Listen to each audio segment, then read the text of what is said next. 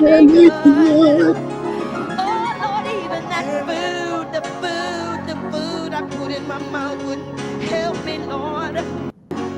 Oh Lord, nothing I did, nothing I tried, nothing I smoked, nothing I snorted, nothing I drank, no man I did, no one did me, nothing did me any good. Oh Lord, even that the food I put in my mouth wouldn't help me, Lord. Can do for you what nobody else can do for you. What would you do? Oh, come on, let's go.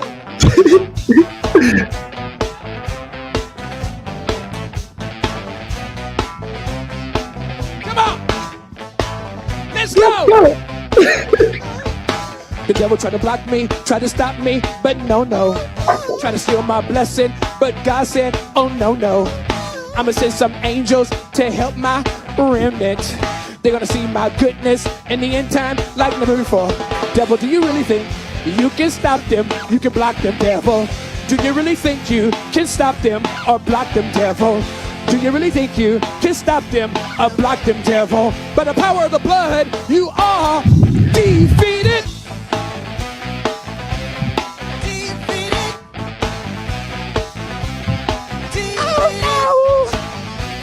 God can do for you what nobody else can do for you. What would you do? Oh, come on, let's go.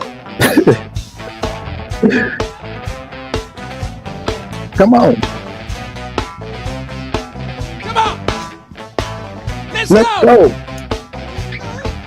The devil tried to block me, tried to stop me, but no. Tried to steal my blessing, but God said, oh no. I'ma send some angels to help my remnant. They're gonna see my goodness in the end time like never before. Devil, do you really think you can stop them? You can block them, devil. Do you really think you can stop them or block them, devil? Do you really think you can stop them or block them, devil? By the power of the blood, you are defeated.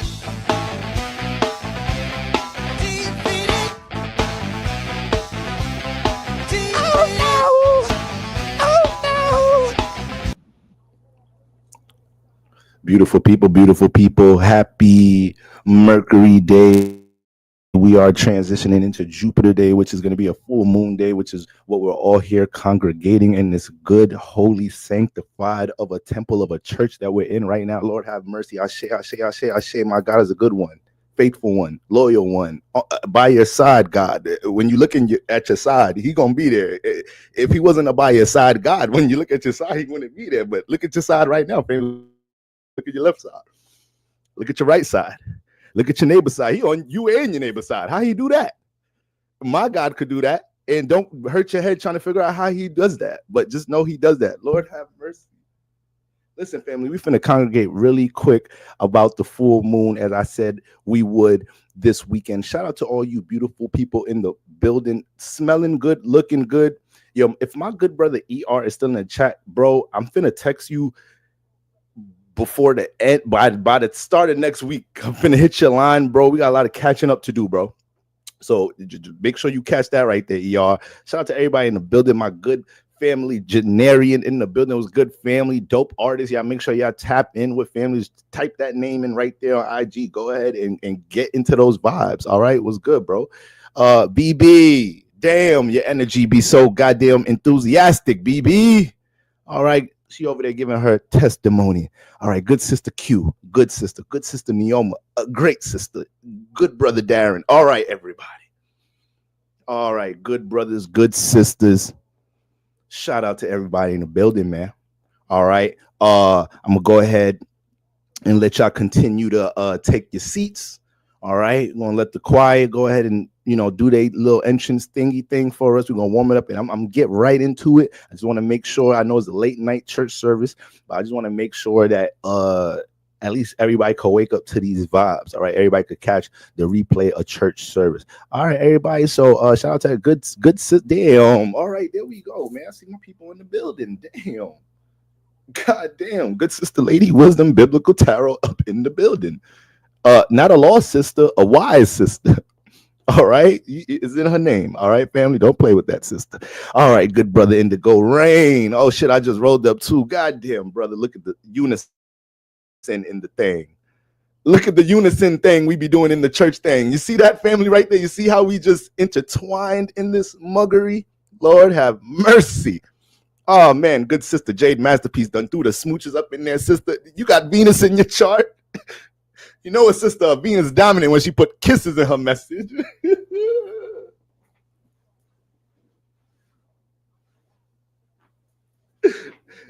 You got a little too much Venus in your chart. You be flirting and doing overly charming shit with the wrong motherfuckers. Be a motherfucker you don't even like. Like, the fuck did I do that for? Why did I put that smiley face at the end of that text? Damn, Venus. I don't even like her. Fuck. Why am I standing in front of Target talking to this girl right now? Venus just want to connect all the time. I'm running late. I gotta go pick up this motherfucking. What's something we get at Target? I gotta go get these candles. Target got some good ass candles, y'all. I gotta get these candles and some motherfucker. What I be going to Target to get? Candles. I really go on Target when I just be feeling like a rich nigga. I'm gonna be honest with you. When I just want to feel luxurious, I low-key don't be even having nothing to do or get in that motherfucker. It's like, yo, let's go to Target. This might see some shit I like in that motherfucker. That's what you know. All right, yeah. This is how the church service get drawn out right here. All right, this is how it is. Y'all know I'm a long-winded. Ah, damn. Indigo Rain said, I'm not a boy. I'm not a man, boy. I'm gonna let you sleep. I hate when I do that in church. I'm a boy, Damon.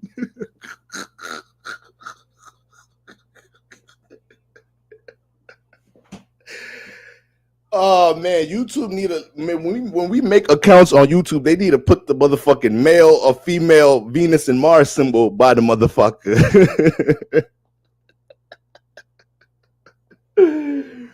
Yo, shout out to everybody in the church, man. I love y'all. I miss y'all. I hope y'all are having a great week, man. We knew this was a full moon week, so we already knew the tide could be a little heavy. We already knew that there was going to be an influence of a strong potential influence for us to want to release. All right. And how do we release? We could release through communication, release through expression. We could release through detaching in some type of shape or form, creating some separation from a person, place, or thing. And in those matters, we want to make sure we're doing it as mature, graceful, and wisely as we can, because we know since the emotions are very high, yeah, we may think we can control our emotions. Okay, but that's just you. What about the person that you're breaking news to? What about the person you're communicating to? What about the other parties involved in a situation that can be overall emotionally intense in some type of way? So we already knew we had to keep those vibes in mind coming into the week. So I hope nobody done got in y'all motherfucking nerves this week. I don't know why I be choosing not to curse sometimes. Like, I'm not going to spend the next hour and a half just having a sailor mouth. I be trying, but it be like those little periodic efforts I give, those little glimpses of substituting a curse word. What's the point of that? If you just go F-bomb the rest of the fucking live the next hour. All right, this is not your average church. This is what you get here. All right, you got ghetto ass pastor. We all ghetto in this motherfucker. All right, if you here, I know you ghetto in some type of way. Something about you is ghetto in a healthy spiritual way. In a healthy spiritual way. You ever see somebody ain't got no ghetto-ness in them? You like, I know they life boring. You don't do nothing ratchet, a little out of the ordinary from time to time. You just a regular civilian all the time. All right. It's a boring ass life. Damn. Saturn got you that scared to take risks and do different shit in this realm? Hey, I think I told y'all sun don't rule shit. Saturn rule this motherfucker. Don't let Saturn scare you from having fun though. Damn.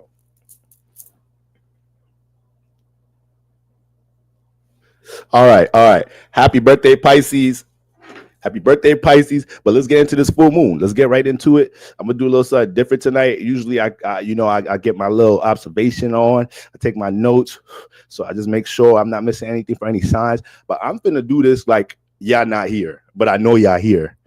I'm finna just look at at what's going on, and I'm gonna make my notes. And at the end, we're gonna recap everything I got going on. All right, we'll make this nice 1, 2, 3, smooth and easy, family. All right. So when did this full moon peak? All right. Oh shit, my bad, y'all. I'm not even. I thought y'all could see what I could see. Excuse me.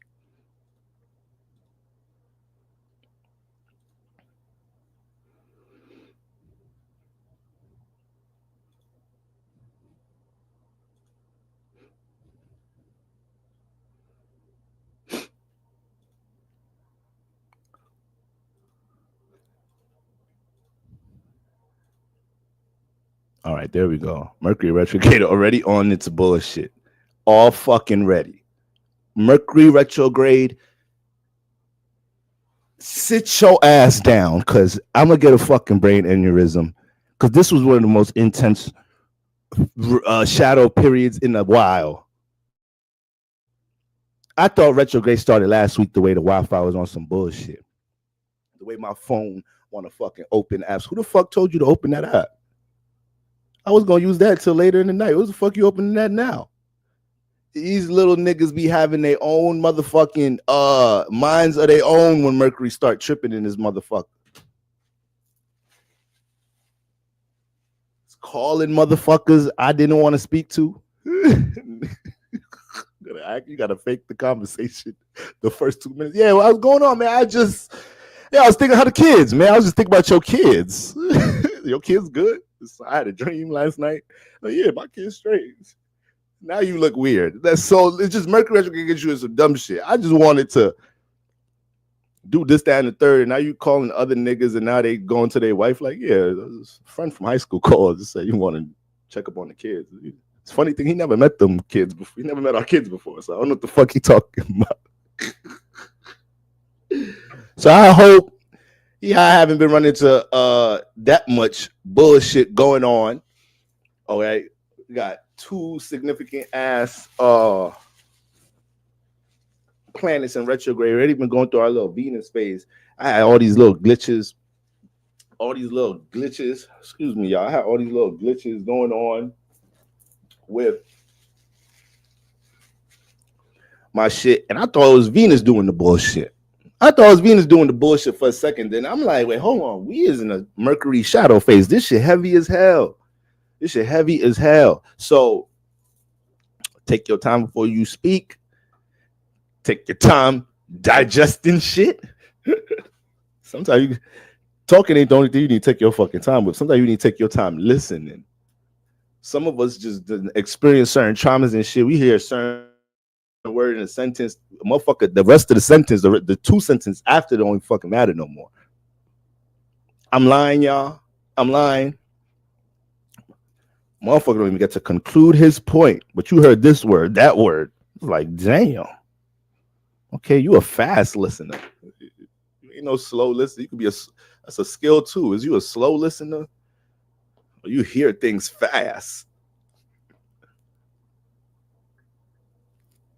Who a fast listener? Aries. Leo.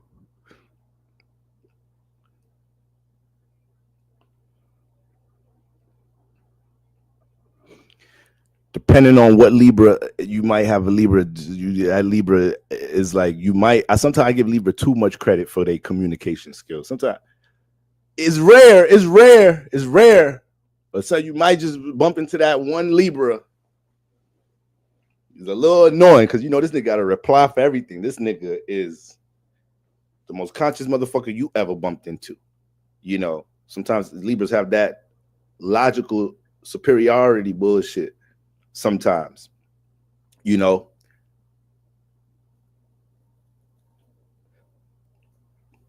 water signs be slow listeners, except for Cancer sometimes.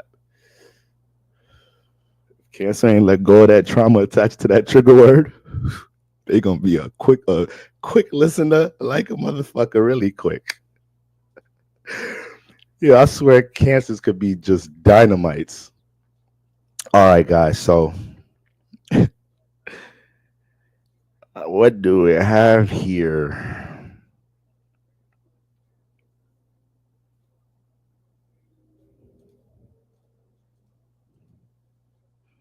Okay, let me get to the specific minute this mother fudger peaks.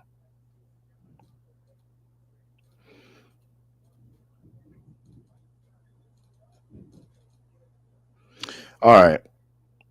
So the full moon is pretty much peaking a little bit after 2:30, guys.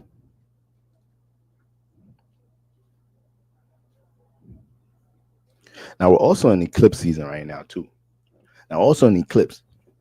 So at the same time, you want to be aware of that. You don't have to dig too. You don't have to get too lost and too deep into everything going on with eclipses. Just know shit is magnified. If you know it's a new moon eclipse, that means if you're not in the space of ushering something in you, or being in tune enough to understand what you have to get in alignment with that's new.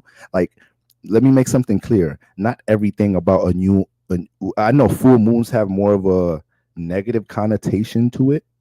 What I would like to think in a way, because it's extreme, crazy things happen at this time, around this time. We know in this community, we know that full moons is a beautiful time. All these phases are beautiful times because we all know the significance in each transit. We all know each transit has its purpose. So we find ourselves working with it and not trying to work against the energies that be, right? But when we talk about new moons, you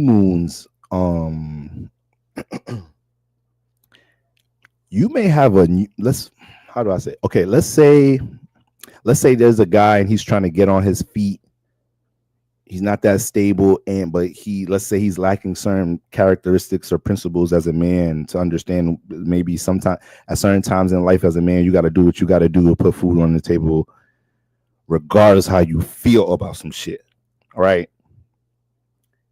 But let's say he is a young man, he's not really understanding this shit, and he has a bad habit of quitting jobs. He has a bad habit of quitting jobs because he don't be liking shit. He don't be liking shit about the jobs, and then I had to quit that job. Like, motherfucker, who give a fuck about what you like? You need to be working. What you gonna be doing? Sitting at home playing 2K? So let's say I'm gonna just use this guy as an example. Let's say it's a new moon time, right? Let's say it's new moon time, and he's working a new job. He's been working a new job for about a few weeks now. He's about to get in his bullshit, quit again. Let's say this situation is a situation that is going to help propel him, is within his path to get him to certain places from A to P and from A to B in this experience. You have to be in tune enough to know this new situation I'm in, even if I'm not comfortable with it. New moon, we're talking about the new moon, this new situation I'm in, even if I'm not comfortable with it, I need to be one with the new phase. That's how you separate the new moon and the full moon. With the full moon, you'll be uncomfortable with something, and it's something you have to release from. It'll be the opposite. You'll be at this job during a full moon, and everything about your reality and your spirit will say this is expired, and you'll know. Another way to separate those moments, is a situation you expired from, when your spirit, you can say your spirit, your subconscious, your fucking guides, whatever you want to say, is continuously pointing out other routes. It's not going to be so secure, like, do this and we're going to get rich. Do this and promise you is going to secure you from the job that you don't want to be at no more. But you won't be able to go 24 hours without entertaining the other routes. If you're in a situation in life where you're consistently entertaining the other routes, don't allow yourself to stay in a spiritual hell, because you're disregarding what could be on the other side. You're allowing yourself to stay in hell. You're allowing yourself to stay in a prison in this reality, right? Everything has to be done in a realistic way as well, right? You just don't catch the inspiration for something and quit your job and say, all right, let's go. We gonna figure this out, obviously, right? But well, let me not say obviously. Let me not say that, because sometimes motherfucker get some advice, catch the Holy Ghost and really say, fuck everybody at work tomorrow. Like, no. Let me not say obviously. Don't fucking quit your job just cause. But these are like spiritual indicators, if I could say, on how to quote unquote be in alignment in a situation in your life, be in tune with something in your life. So, new moon time, something that your spirit is telling you this is for our benefit, whether we feel comfortable doing it or not. Stay in alignment with that shit during new moon time. Full moon time, and it's like, I don't know if I could do another full moon phase in this environment, in this relationship, because I'm about to kill this motherfucker or all of these motherfuckers in this motherfucker. If you're dealing with that, then your spirit is like, yeah, if we got out of this relationship, this, that, and the third, or I don't know if getting out of relationships is too good of an example to use, because I feel like today we are very lazy with relationships. Motherfucker look for any excuse to get out that motherfucker. So let me not encourage that neither. Before somebody in here is in a healthy ass situation, you done booked the twin flame reading with my ass last year. You done met the twin flame, and now you didn't hear this shit. Now your ass want to get all empowered to leave the motherfucker. Why? Just sit your ass down. All right. Won't be taking these examples too far. I know it's a full moon. Don't be taking this shit too far, y'all. Damn. So this is how we separate the vibrations during these times. So it's full moon time, guys. If it's a monkey on your motherfucking back, we got to figure out how to deal with that shit. If you're the monkey on your own back, we got to figure out how to deal with that shit. Full moon phases ain't just about the external realm coming at us. It ain't never really the external realm coming at us. It is what we're creating within this realm that projects from the external realm.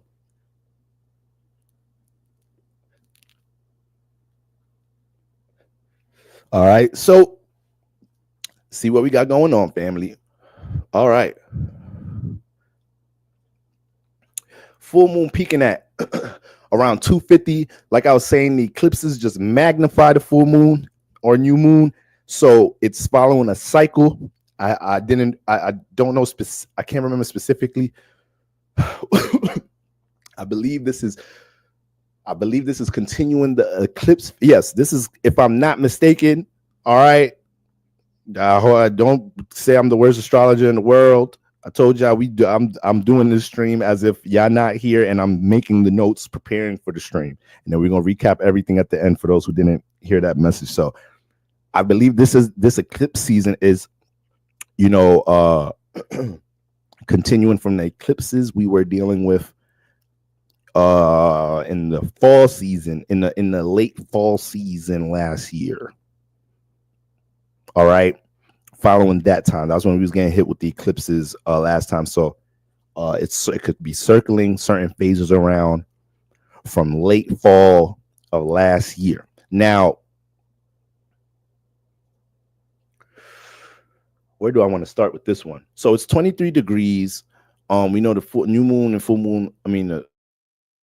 On full moons, the moon is always going to be opposite the sun. Now, we already know there's a lot of activity going on in this cuspy area right here. We already know there's a lot of activity amongst Pisces and Aries. So off rip, we already could deal with, to a degree, having to reflect on a lot in a little time. And I say that because if we had all this activity here for a little minute, including Saturn that been set up shop, if we have all this activity here for a little minute, it's a way more of a bigger look in the mirror when the moon gets into the opposite phase, because it has a couple of things to react to from the direct opposite perspective. Okay, so Pisces, 12th house, we're exploring everything in the subconscious, everything that's in the subconscious that we've picked up from the external realm. Did somebody else give us some fucking trauma? Did somebody else give us some inspiration? Did somebody else teach us something? And how have we took all of those things and manifested it into our reality? How do we take those things and connect it to others? How do we take the trauma and connect it to others? 12th house. How do we take the knowledge and connect it to others? How do we take the inspiration and connect it to others? How do we move our vibration around to end up in certain environments where people have the certain frequency vibration there? See, the 11th house has more of that transactional feel to it. I want to go network, so I'm gonna go to this over here in Wall Street, and I'm gonna get over here, blah blah blah. The 12th house is more so we get into the environment by from a frequency vibration perspective. I be into astrology, spirituality, meditate. I love nature. I take care of my temples. So by default, my 12th house may end up creating this type of spiritual community for me. Physically, I work here. Physically, I be there. But the people I connect with on the world from a spiritual perspective or whatnot, or from more of a subconscious community perspective, okay, that's where we can get into some more 12th house influences. So these are all the things we exploring during Pisces land. Saturn's already stationed here. So we've already been constructing new ways to use spirituality or creativity to provide stability in our lives. We've been trying to understand how to place restrictions and boundaries on things to protect our emotional, spiritual, mental well-being since Saturn has been here. So anything that before Saturn got into Pisces, anything that you already knew wasn't good for you from a well-being perspective, all right, I know we take that influence a lot into the 6th house, but yes, that's the both axes here. You know, you got your spiritual well-being and you could say like your physical well-being. So the 6th house could tie into health in that matter, but we dealing with motherfucking mental institutions and hospitals and shit in the 12th house. So we're dealing with a form of health here. We're getting into mental health, spiritual health. Now, these two things are connected. Well, that's why the 6th and the 12th house are in the same axis. Like if you just study the houses, if you just study the houses, oh, that house squared. I know why I get it, how that house squared that house. I get why these houses clash. I get how these houses are neighbor houses, and that's why these two zodiac signs kind of be having a close perspective of each other. I get why these houses harmonize with each other in a sextile and a trine, but I see how it plays out in real life. If you just study the relationships of the houses in the zodiac, you will dissect life. Like life is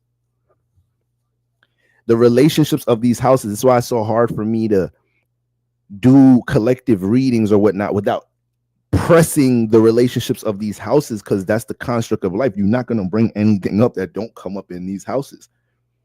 All right. And the more we just get to understanding how different parts of our life clash and understand is that we spiritually understand how to put some puzzle pieces together. All right. What's going on, everybody in the building? Once again, 7-11 in the building. G Goddess in the building. I'm excited to see you in the building, sister. That's what I'm excited for.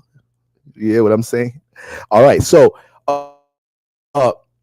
so this is everything we're experiencing with Pisces. Then boom, the node said, you know what? Fuck it. Let me fuck with y'all. Let me fuck with y'all niggas. There's a node jump in there. Okay.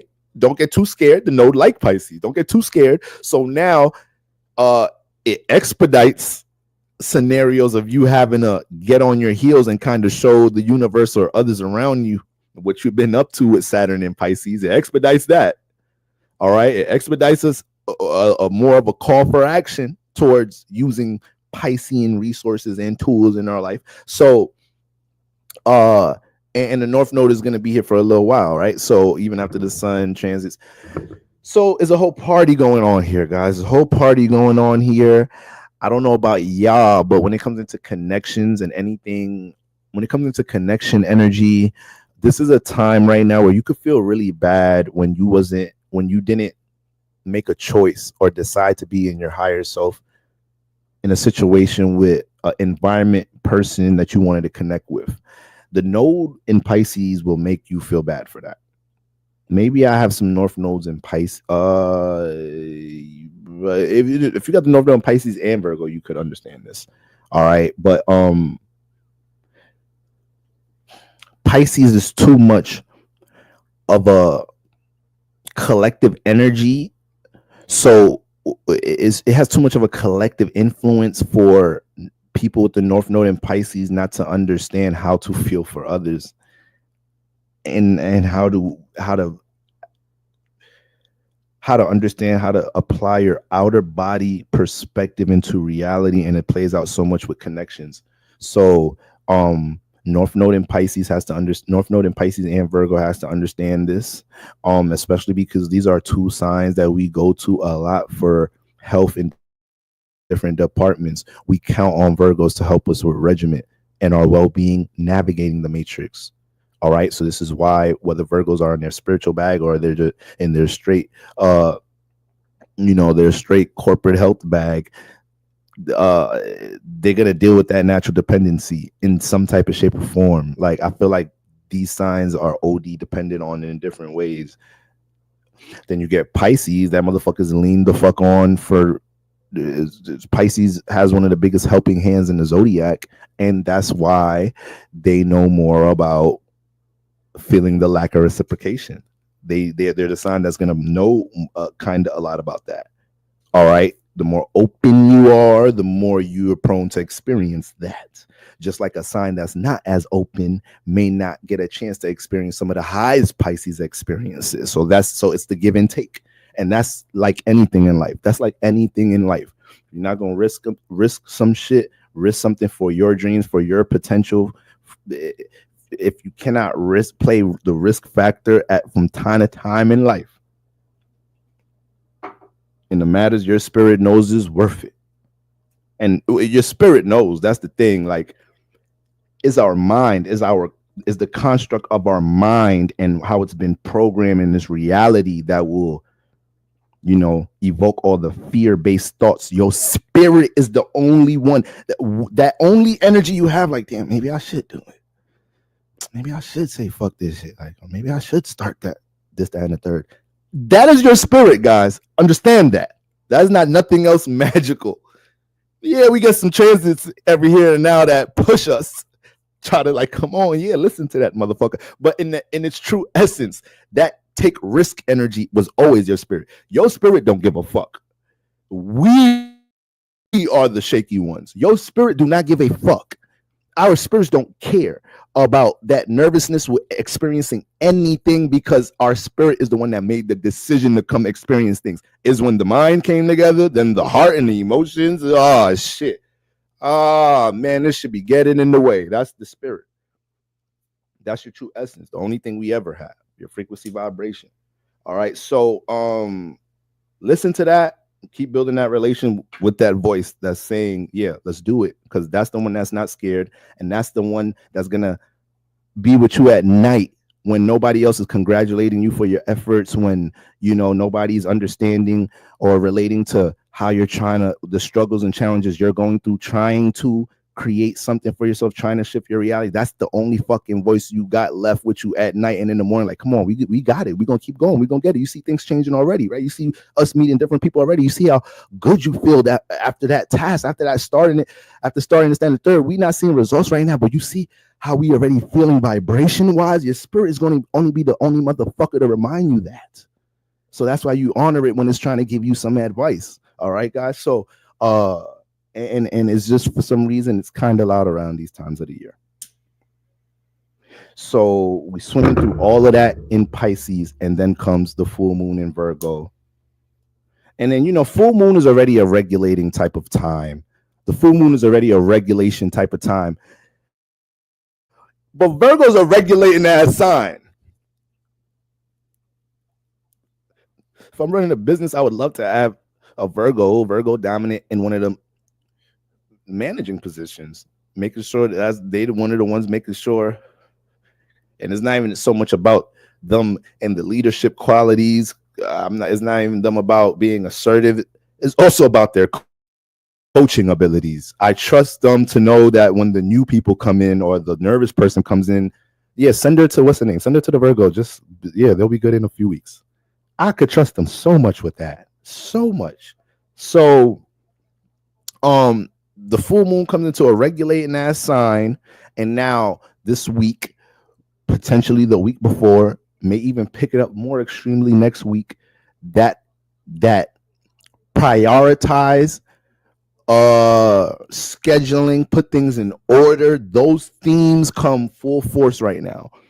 I mentioned last live, we dealing with all this Pisces energy, and Pisces energy is Jupiter energy, Neptune energy. Family, when you're dealing with Pisces heavy Jupiter, Neptune energy, this is the land of the Holy Spirit, family. Pisces can gas you up. Pisces can get gassed up easy. Pisces are known, the Pisces in the 12th house is a very gullible space. So when I talk about the Holy Ghost can fuck you up sometimes, because you could get so high into your dreams, imagination, potential, and then we get into Aries season and you feeling a little lost because you're not really knowing how to go about birthing some things you're feeling so high about. This is the whole point of having the full moon in Virgo. So we have a checkpoint during the season to be like, okay, damn. So for the first half of the season, I've been dreaming high. I've been seeing the potential for this. I've been feeling it. We in a heavy water season, so I've been feeling so sensitive about this, that, and the third that I need a release, need a detach from. I've been connecting to it for so long, but we in Pisces season now, and I'm picking up on how heavy it's been on me because now I'm seeing boundless potential to things, and I'm realizing this was something holding me back from this potential. So, with all that being said, we have to get into a state where it's like, okay, boom. I want to pour into this aspiration. I want to pour into this form of healing of myself. I want to pour into this connection with this environment or connection with my craft or connection with this person. You're right. This seems like a health. I said I've been asking for somebody that, moves me to stand a third. Let me not be lazy. Let me be open in this situation to learn how I could be better in the midst of it and see if we could see results. Like this is all what we have to understand, how to organize our capacity and what time we're putting into pouring into. You cannot just and then take it from me, guys. I'm just such an extreme person. So sometimes, my loved ones have to remind me that I can't do this, that, and the third overnight. Sometimes I be so deluded. My delusion kicks in. See, my Neptune is conjunct my ascendant and my moon. So my delusion kicks in about my personal capacity to build things at times. And that's been my whole life. So I consistently deal with burnout in such a delusional way. All right. I was dating somebody, and then I remember that they just got into a habit of them seeing me say, we'll be talking for a bit late at night. It'll be late at night. I'll be obviously tired, and I'll say some shit like, yeah, I'm about to just work on this, and then I'm gonna get some rest. And they'd be like, why do you do this and say this every night? No, you're not about to work. You go to sleep. And then it turned into an inside joke because I'm like, yo, what the fuck is wrong with me? Why do I do that? Why do I, like, in that moment really think I'm capable of I don't have the willpower for this. That is the end of the day. I'm done. My willpower is dead. I'm gonna fall asleep on my laptop. So we all have our delusion in some type of shape or form. Check your Neptune placement. What house do you have Neptune in? Do I need to make a TikTok about it? What house do you have Neptune in? That's where your delusion is at. We all have some. All right. So it's a part of life. But this is that time where we put the dreams and aspirations into boxes. Okay, guys. So boom. Let me get my phone out. This is VIP right now. Scenery of how I'll be going about this. This is me behind the scenes prepping for the stream. All right, boom. What we got? All right, so I'm gonna go through all the signs. I'm gonna see the activity. All right, we're gonna see what's going on with y'all. We're gonna make some stamps about some things, and we're gonna recap this. So, okay, so first I'll be like, damn, okay, let me start with the hot seat signs, but let me start with the stars of the show first. So full moon in Virgo. Okay, boom, full moon in Virgo. So Virgo is the star of the show. Pisces is the star of the show. Okay, then who's on the hot seat? The rest of the mutable signs is on the hot seat. Sagittarius, come here. Gemini, come here. Okay, so let's start with the stars of the show. So, well, actually, this is actually what I wanted. I won't even do it like this in person. I'm trying to forget y'all not here. Okay, so I really go through it in order. So we're gonna start with Aries, but then when I get on live, I'll be like, all right, we're gonna start with the hot seat signs. So Aries, what's going on with Aries? All right, it's Aries in the first house.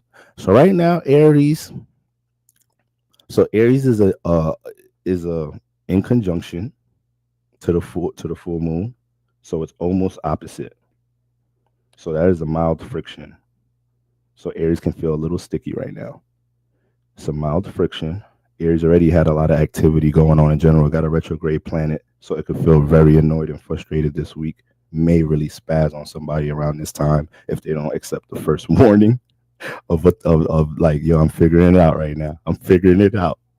So Aries in conjunction, but also neighbor sign to the sun. So right now, Aries, this is what? This is in the 6th house. So full moon in the 6th.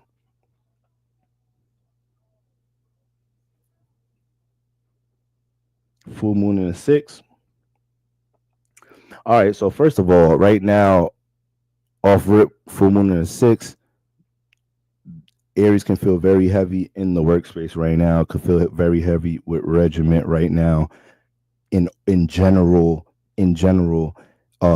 they have planets in their first house, Mercury, Venus, and Neptune. So that was already gonna be angling the 6th house. So at this point right now, Aries is learning how to take Mercury, Venus, and Neptune energy to some type of degree and apply into their 6th house.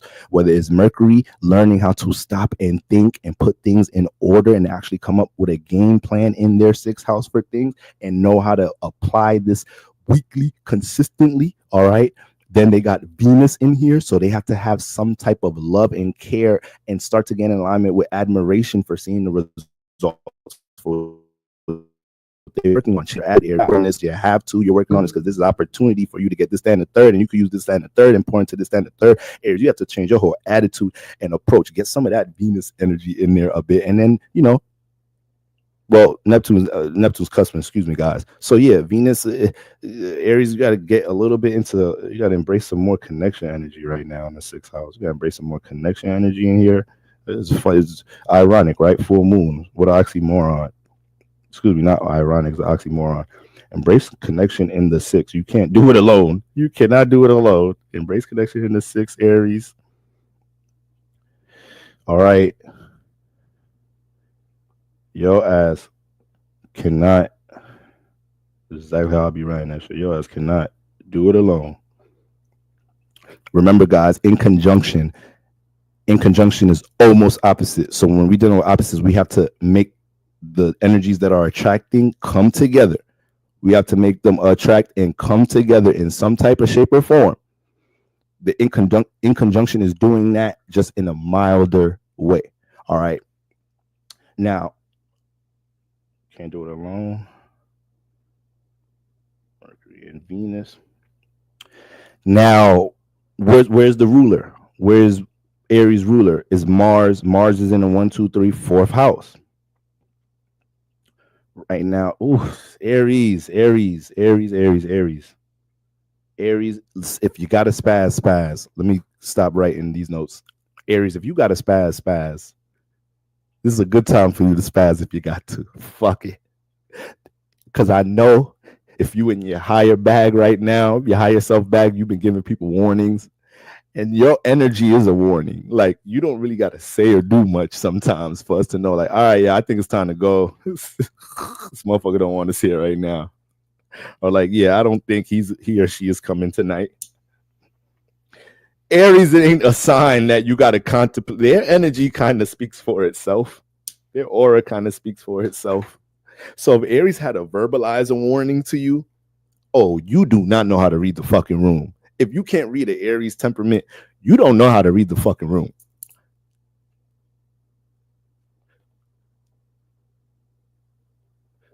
You don't know how to read the fucking room. Because when them niggas ain't feeling it, you'll see steam coming out their fucking ears. All right. So Aries ruler in the 4th house. Damn. Aries, this weekend you gotta chill. Because once the moon get into Libra, you're gonna be dealing with that close to T-square energy. You're gonna have the squares opposite coming from Aries, and I mean from Libra, the moon in Libra, and then you got the square with Mars. So that all that jammed up energy is a weekend of change and transformation. This period, these next 7 days, these next 7 to 9 days, is very critical what happens with Aries. Very critical what happens with Aries. This is you realizing you need to separating from people. You got so much balancing for Aries right now. Venus, I know Libra is not the only sign Venus rules. Venus also rules Taurus, is also in La Land and Pisces, but it's almost like right now, Aries, you have to learn how to do a lot of balancing right now. You have to embrace connection in the right areas and separate in the proper areas. Don't make the mistake of connecting with what feels good and stimulates you and detaching from what stabilizes you, Aries. Aries, sometimes what stabilizes you can come off as a restriction. You got that Aries, right? That Aries like doing this thing, then the Aries, you can say Aries man like doing this thing, then Aries get find him a let's say a Virgo woman. Let's say a Virgo woman, perfect in conjunction, right? Find Aries, find him a Virgo woman, right? You know, the Virgo woman gonna come in there, just start, this nigga so scattered, this nigga be all over the place. Or damn, this nigga is militant, like this nigga is okay, let me make sure I take some burden off his shoulders because he's trying to knock all the boxes off every day, right? So I'm not about to paint a picture like all Aries is just chaotic and scattered. No, you got them Aries that's militant, like, and they might be too intimidating for you to date this type of guy as a woman, you know, because you may feel like you have to be more uniform, how sharp this nigga be, or how laser pinpointed he be with the things he's trying to tackle in his day. This is an Aries and it's higher, so this is an Aries man and it's higher, so just get into it, right? Ain't really wasting time in a healthy way. No bullshit guy. So Virgo women come into his life, and then you know, she starts stabilizing things for him. He has to make sure this is a time right now. The Aries guy got to make sure he not looking at that like, yo, you always trying to like, Aries got this thing where it's like because you can't be in Aries personal space too much. So Aries right now, you really got to, yeah, they might be a little bit in here, right? Aries dominants know what I mean, right? I don't even care if the other signs not catching. Aries know, Aries. I know sometimes when you got like people in your shit, like at times you really got to stop and analyze if it's like, yo, nah, this person, it might be beneficial, might be healthy for the both of us for this person to be this close to a degree. Maybe it's okay for me to express how I feel about this shit. Maybe we need to slow it down a little bit. Maybe it ain't nothing wrong with a fucking boundary, Aries. And that's something that y'all also need to learn to work with too. Sometimes because you guys are so extreme, some Aries don't want to apply boundaries because they don't want to give off the perception that they're not engaged with you, right? So Aries might look at relationships and love sometimes like, no, it got to be 100 all the time and on it. No, it's all right, Aries. We could take our little checkpoints. I ain't saying stop and take breaks. You know, when motherfuckers take breaks, it's just an excuse to fuck somebody else. You gotta be easy with the take the break shit now. I ain't say all of that. I wish I was dating a fucking girl. She talk about, I think we should take a break. All right, let's go ahead and break it off then. Wait, I wasn't saying all of that. I was just saying, no, that was go fuck that nigga. Go ahead, get your rocks off. All right, what we had was fine. It was cool while it lasted. I'm happy you told me in nigga relationship language you want to fuck with somebody else. That's all I had to hear.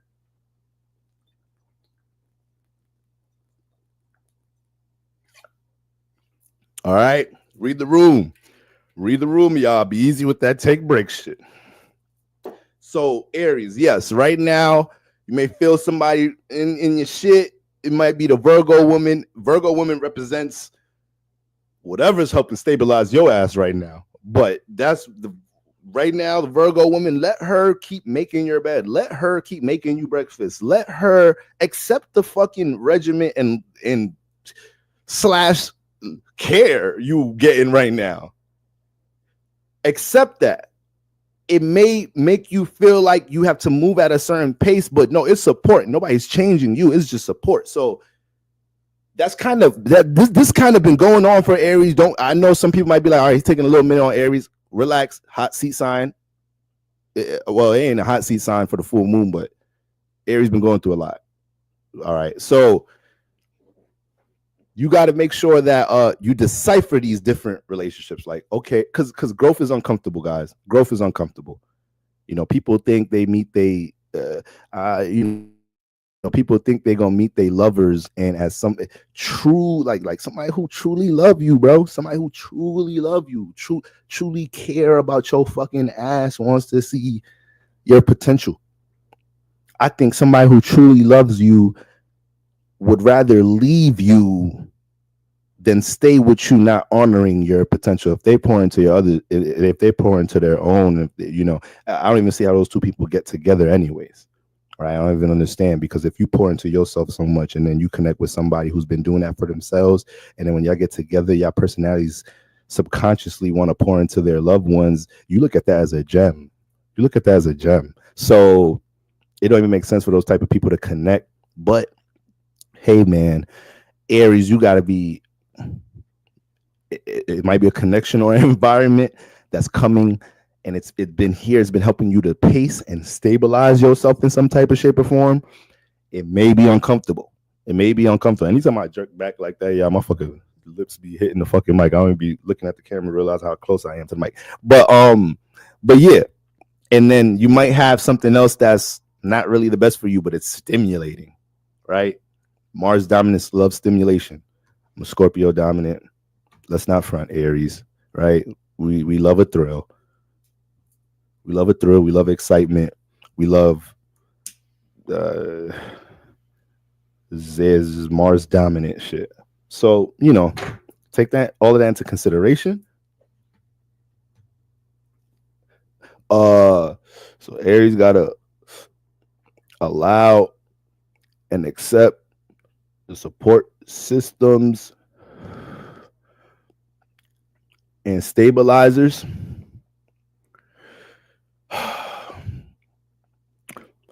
Right now, Aries can be dealing with projection because Venus retrograde is in their sign. So right now, other people can be using their lack of control of emotions and making Aries feel like it's their fault in some type of ways. Aries, you got to read the room if people are projecting like that on you. But then at the same time, you could be the one right now kind of spazzing in the name of connection and mutual understanding. And that's basically like the tail end negative side of like having Venus retrograde in your sign right now. You just feeling so overwhelmed, having to learn how to associate with the themes of compromise, taking time to see things from other people from somebody else's perspective. Especially, it might get to a point where it's like, I don't need to be doing this, but you want to. Yeah, we don't need to date nobody. We don't need to marry nobody. We don't need to connect with nobody. We don't fucking need. Well, yeah, but humans need to. It's really, humans crave affection where they want to lie about a lot, but necessarily, quote unquote, you don't necessarily need to. It's not, you won't go to jail if you don't get in a relationship or connect with nobody. All right, but you want to, or you're going to deprive yourself of something you want, but it comes with some work. All right, it comes with some work. Okay, so projection has been likely, but it can be loud right now.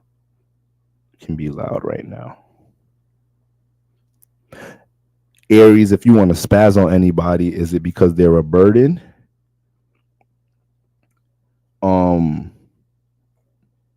because you just really can't stand the fact that you're coming face to face with some things that are uncomfortable about yourself, like some things. Which one is it? It's just going to be one or the other. If you're spazzing, or you feel like a situation, environment, person make you spaz right now. Okay. So a lot of things with high emotions just hitting Aries. All right. Aries already a passionate sign. So this is a sign that do need to sit their ass down and make sure they take a chill pill. They give themselves time to recollect. You don't need to move on nobody else's time right now, Aries. But if somebody's helping you understand how to move in your time more gracefully and effectively, be more open to that. Are they a burden or uncomfortable truths? Okay. Ruler Mars right now. Mars is the ruler is harmonizing with Saturn. All right, we got this nice blue trine going on, right? Water trine. So the ruler is in a lot of harmony with Saturn and the sun, okay, and the node. So from awareness perspective, I can't say Aries cannot see the right and the wrong right now. From whether Aries is in their emotions or not, whether it's really a person placing in the external realm that they have to place boundaries on, or something they're projecting from, Aries can see right or wrong. If you're dealing with an Aries right now and they be in denial about how they, Lady Virgo, what's going on? Hope all is well. Everything's great. I'm well. I'm always well when I'm up here with y'all. All right. So, Aries, nice water trine right now. So, Aries can be very understanding.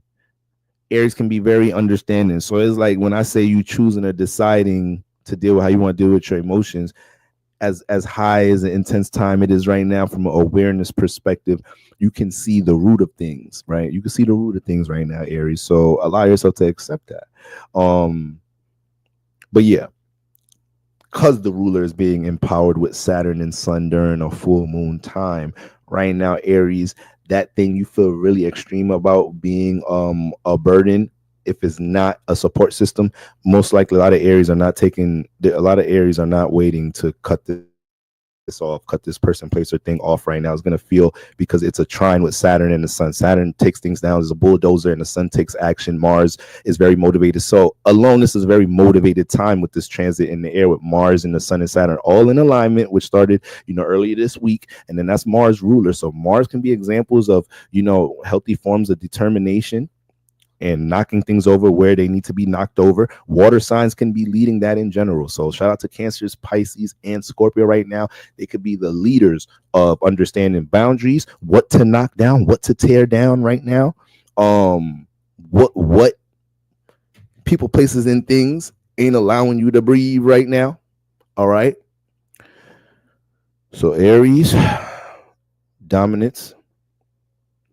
Aries sun. Let me say Aries suns risings empowered by water trine, Saturn, Sun, Mars. Those three planets in unison together get to fucking work. Somebody that has this type of alignment in their chart gets to work. They get busy.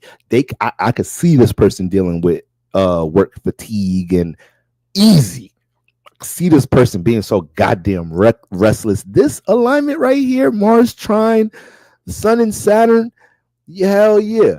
All right, it's a very active individual. They see something, they catch a vision, Sun, they want to stabilize it. Saturn, Mars has all the fuel and motivation and battery power for it. So this is what we're all picking up on right now, because they're in water signs. They're all geared to, once again, things we want to connect. Us feeling empowered about things, taking control with the subconscious. I got to cut this down third because I know it's going to be good for my subconscious, for my well-being, or for my aspirations, or create at capacity, right? For my Pisces, like aspirations, 12th house, like aspirations, whatever I want to bring out of that potential stage. So yeah, we all empowered to be proactive about that shit, but we need to be proactive about creating the capacity to detachment or separation or removing what has to be removed. That's how you create it. It's not so much being proactive about starting and doing something. Is a full moon time. All right. So boom, that's what we got going on with my Aries right there. Mars. Okay. Yeah. Mars is besides being debilitated, besides, it's kind of moved out of that square a bit with Venus, because now Venus started moonwalking. So they're separating from each other degree wise. So, Mars right now, it ain't that I was heavy on that square. I was really heavy on that square. So it's going to ease up. That square eases up around this time. But because it's a full moon time and there's already remnants of energy, still brewing from these situations with Venus being retrograde in that square, that could be turmoil in the home.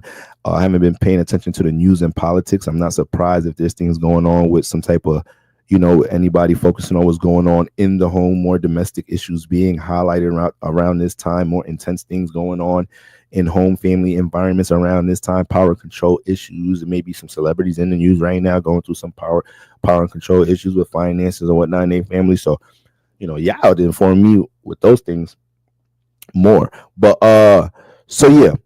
This is what we got going on Mars. Mars is more healthy than I thought it was. Forgot it was going to move out this square energy by the time we got to the full moon. All right. So boom. Taurus. All right, guys. Sorry, Aries kind of needed that right there. Taurus. Okay, Taurus. We a trine. All right. So Taurus is in the club. Taurus is one of the in the club signs. All right. Shit. So when it comes into stabilizing and prioritizing and putting things in order and taking its time and seeing the building blocks to things and knowing how to create the capacity for what we need to build, Taurus know how to do that in alignment. It's already Earth. So Taurus is having more of a graceful space. And see, Taurus is who you want to be by with right now. Taurus trining with the moon. Capricorn and the earth signs, these are the, you kind of want to be next to the earth signs right now. All right. Virgo's a 50-50 hitter right now. I don't know if Virgo's fucking, I don't know if Virgo will spaz on you or not. There's a 50-50 hitter with Virgo right now. All right. Either they feeling Gucci great or they not fucking with y'all. That's just how that one goes. So ain't gonna take that long to pick it up. All right. I'm pissing my Virgos off out here, y'all. They're ready to be fucking stressed all the fucking time.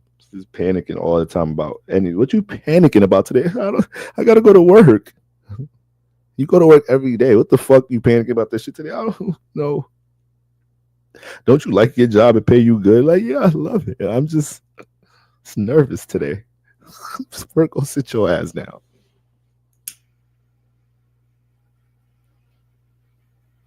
Those really be the signs you gotta tell them you love them. Really, they gotta hear that shit from time. They got it. All right, that means before I get into some...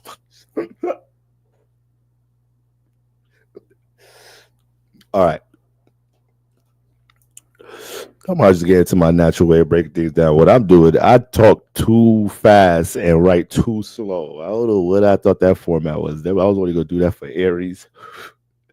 I guess God just wanted me to be a little bit more technical for Aries, just be a little bit more formatted. Taurus, first house. Taurus, suns and risings. Full moon is trining you in the club. Your emotional awareness is heightened around this time. So people are leaning on you right now, Taurus. People always fucking leaning on you. That's why it's good for the full moon to shake motherfuckers the fuck off. All right. You might need to shake a motherfucker the fuck off. Why? Because your ruler is retrograde and it's been retrograde. And guess what? It's retrograde in a sign that's very expressive. Taurus, you ain't the most expressive person sometimes. All right. You just trying to put things in order, what makes sense, and stay in your fixed groove. So now your ruler is an expressive ass sign, and all these scenarios this past fucking month is just, you got to express this. It could be in a creative way. You got to express some shit. You on the stage way more. Yeah, ruler's in a fire sign and is retrograde. So goddamn, now we think about shit in the past we didn't express. Now we think about all values and talents and second house shit we didn't express. Now some of these situations might make us mad. Somebody might make us mad about it. I thought shit was starting off good, Taurus. Damn. I got Scorpio Mercury. I could find some fucked up shit going on. Okay, so shit. This ruler being retrograde. I didn't realize, Taurus, you deal with the heavy projection too. But the thing about the Venus rule signs, the thing about Taurus suns and risings and Venuses and Tauruses and Taurus suns risings, Libra sun risings and Venus and Libras right now, what's sticky about them is having to be agitated and still carry the fundamentals of Venus in a high way. So right now, Taurus and Libras, because your ruler's active, your situations in your personal life, especially dealing with the things, the people, places, things you value in your love life, you may feel like this is the time you have to spend so much emphasis circling the block on these situations, taking your time, making sure you and your lover, your relationship, like it may seem way more tedious around this time. It could be times you're agitated, but that's where it comes in with more power, come more responsibility, or however the shit go, right? So because you're the Venus influence sign, you're the one that when you're in your own sticky retrograde love situations, you have to be the one to really bring some to either reaffirm some shit in your relationship or with your partner, reinforce certain things, let that Venus come into play. All right. That's also a phase during retrograde for, I could say this for everybody, but right now, since Venus in retrograde, for everybody, we all could see our wisdom that we've been gaining with love during retrograde. Right now, you can, there's a lot of people during Venus in retrograde, the communications y'all having with y'all lovers, it is so constructive. You're in the alignment of taking your time when you hit a roadblock, a disagreement, really dissecting that and acknowledging like, yo, we have a disagreement, but our efforts is still in this. Let's stay on the same page. We're not going to make this competitive. We on the same team, right? So your ability to reinforce that y'all are on the same team, y'all playing for each other during these times can really be powerful coming out the retrograde, because that was an example of y'all capitalizing off of what y'all may have learned in y'all past relationships, or any, gripes. I think I heard that word somewhere. Is that a word, y'all? Gripes? I like how I just used that. Maybe y'all have some gripes. I feel like I'm gonna be mad as hell if that's not a word. I know I heard that shit somewhere. That's part of my little air sign magic. I could hear a word and just air signs. We good with context clues like a motherfucker. But yeah, you just have all these little issues in your relationship. Use that to empower what's going on in your relationship around this time. That could really, and that's why Venus being retrograde, all these gripes. 7-Eleven, Lord have mercy. Your name 7-Eleven. You got two wise ass names in your name, two wise ass numbers in your name. So I knew somebody wise like you. You've been here a lot of times. You probably read everybody in the chat. So yeah, be careful with them gripes. We still got to know if that shit mean issues. But Venus retrograde has this connotation, right, of being all negative and shit, and as far as breakups and shit. Man, the type of connection you could realize you have during Venus retrograde is crazy. If you dated somebody during this phase and then y'all got tighter, this phase can make relationships tighter. If you're dating somebody, this phase makes shit so much tighter. Y'all being able to display some constructive connecting and building with each other around this time. So everybody better embrace that, man. Do you want to be with the motherfucker? Okay, so don't listen to all the other shit going on. Work, connect, get through it. So yeah, Taurus, but because you the trine sign right now, what Virgo is in your 5th house. So like I said, these burdens, heavy energies about what you may have not pushed out in your 5th house, back to this expressive energy. So you got the full moon transiting the 5th house, everything with your expression and what's laid on the stage is fully illuminated. You may be feeling heavy, overthinking around things you already expressed, put on the stage. Day, my business, my brand, the way I marketed that, my this, then the third, was it cool? Maybe even how you post on social media and shit, that you may be over analyzing that shit like that. It's kind of good to be analyzing it, but it's kind of natural. You can't do natural feel. You can't do anything about feeling heavy about that shit. Just analyze, but try not to just be too extreme, because you have to right now embrace the fact that this house is going to come into play with your Pisces 11th house, right? So right now you're seeing your 11th house in Pisces play out 11th. Yeah, you're seeing your 11th house in Pisces, your spiritual well-being, your aspirations in the world. This period with the full moon in the 5th house is helping you to see how much you display it. May have all these aspirations in the 12th house. In your 11th house, you may have these environments, associates, groups that you're a part of, right, in some type of shape or form that may reaffirm and reinforce who you are, your talents, your value in some type of shape or form. And right now, the full moon in 5th house is making you feel heavy about how you go about displaying that. It's helping you to understand at some point we need to prioritize displaying, putting some of my efforts or my value and talent on the stage. All right. And also creating a regiment to help display that. Whenever I talk about, just pushing something out, it's always with a blueprint behind it. Okay, now that's where your trine edge comes in right now, because you're Earth, so you're already going to think that you're feeling heavy about displaying this, that, you're already going to get constructive about it. Start writing things down, scheduling things. So that's the Earth in you. But that's where the perk of the trine comes in. But because the ruler is in Aries, right, we still have to make sure in that 1st house there's a healthy balance of making sure you're allowing yourself to be in situations that reflect the love you pour into yourself. Excuse me, I said Aries I'm talking about Taurus, suns and risings. Aries in the 12th, right? So Right now, you could be dealing with people being a little forceful about the pace you want to deal with connection. And I know you're the last sign to force with connection. You don't force a Taurus. Taurus ain't the sign that gets so much thrills. Will entertain the thrills and excitement as often as other signs when it comes into intimacy. Now, if you're a baller shot caller, that's a different story. They'll entertain that thrill a good number of times. But entertaining that thrill even coming with a plan. Like a Taurus, look at one of their homegirls that dealt with a baller shot caller. Like, all you did was sleep with him? Taurus, like, I would have locked that nigga down. Y'all be wanting to get fixated in nothing.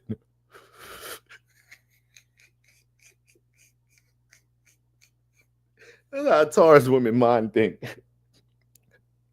He make how much and all you did was sleep with him for a couple months? You ain't push a relationship, nothing? Nah, yo, the Taurus woman ain't fucking around. She trying to get fixated into something that makes sense and works. Then she go look at her girlfriends like, yeah, I'm stupid. Don't fucking complain to me about these niggas. You could have got fixated 3 niggas ago.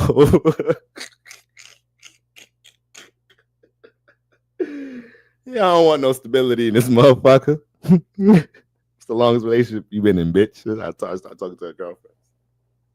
Like, you ain't got no nigga neither. Yeah, but I was with my last nigga for 4 years, all right?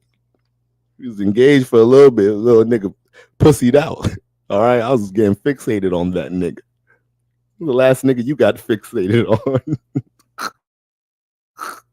Taurus, don't be doing that to your girl. Don't be talking crazy. Do not be talking crazy, projecting on your girlfriends like that.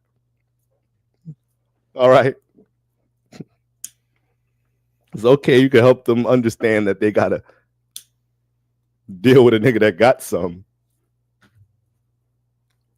Fucking Gemini girlfriend in the background. I don't give a fuck. I'll just have a good time. You too fucking serious. I'm just saying, there ain't no problem with me having a good time with a guy.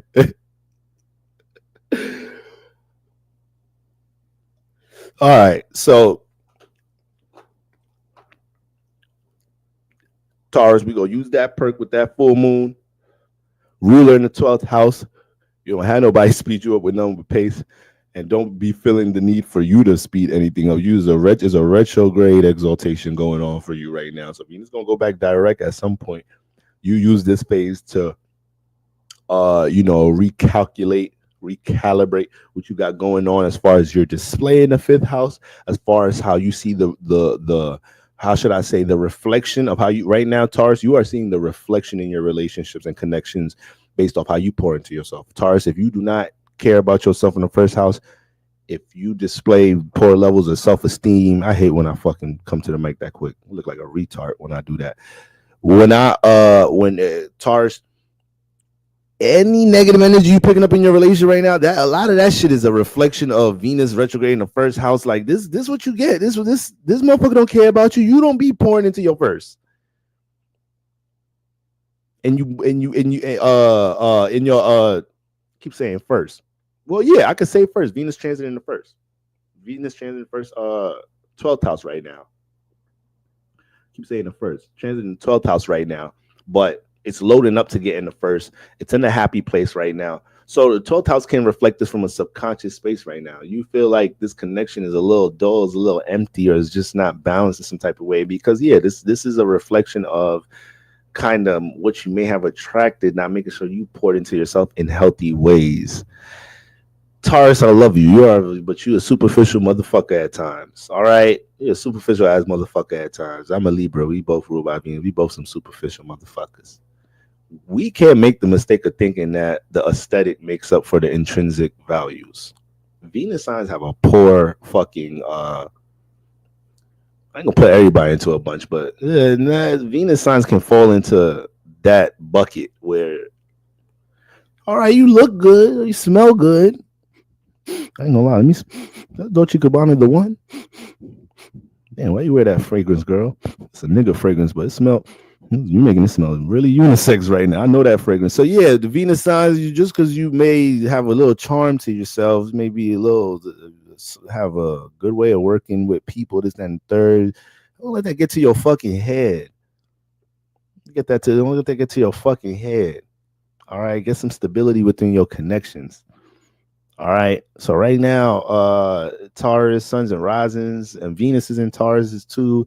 If you feel like your connection ain't really doing it for you, or your connection or your who you connecting with don't see you the way you'd like to be seen or felt in a relationship, yeah, that's kind of there's some lack of work in self. So yeah, we talk about the highs of Venus being in the 12th house is exalted there, but exaltation comes with some heavy lows sometimes. All right, that's the reflection. If something's so high, it can come with very lows. I'm glad 7-Eleven said that. Must be appealing to our senses for sure. And yeah, that could do it for the Venus sign sometimes. And they'll get to a space of learning like, yeah, that ain't it no more. Fuck a pretty face or an aesthetic, this, that, and the third. And I wouldn't even say that's just Venus signs. That really be the humans in general. But Venus signs is gonna be the one to lead that shit and just get to a point where it's like, I'm tired. And this is one of them points where you could just feel like that. Taurus. On the other side, Taurus could be having the time of his life building a connection with somebody they're having a mutual understanding with based off of Venus being the 12th house, and they're realizing how they could just take their time in the connection.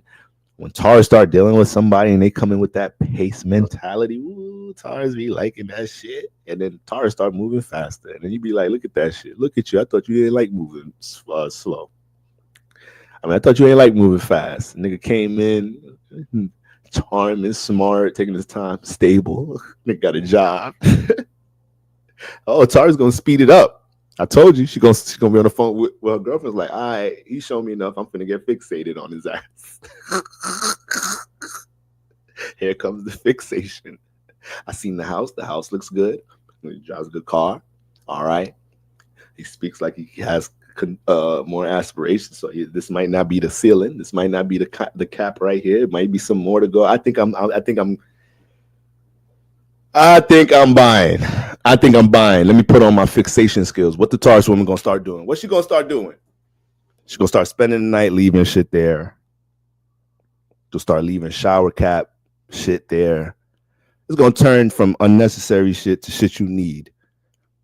Then the need shit gonna turn into, I don't even have to get it back. I'm gonna just use it when I'm there. Leave your whole fucking laptop in your house. Like, hey, I gotta type this paper. I'm coming over.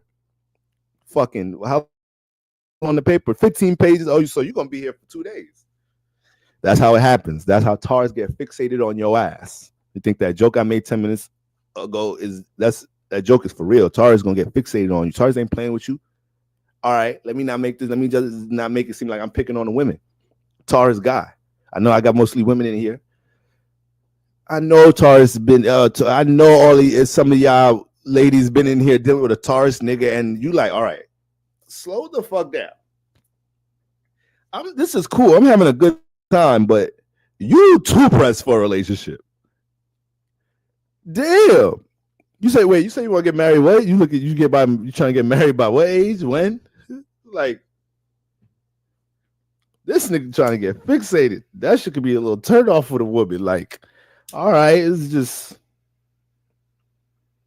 nigga act like he never been fixated in something before. It's a little. Sometimes you gotta listen. It depends on who you connecting with, how that shit come off.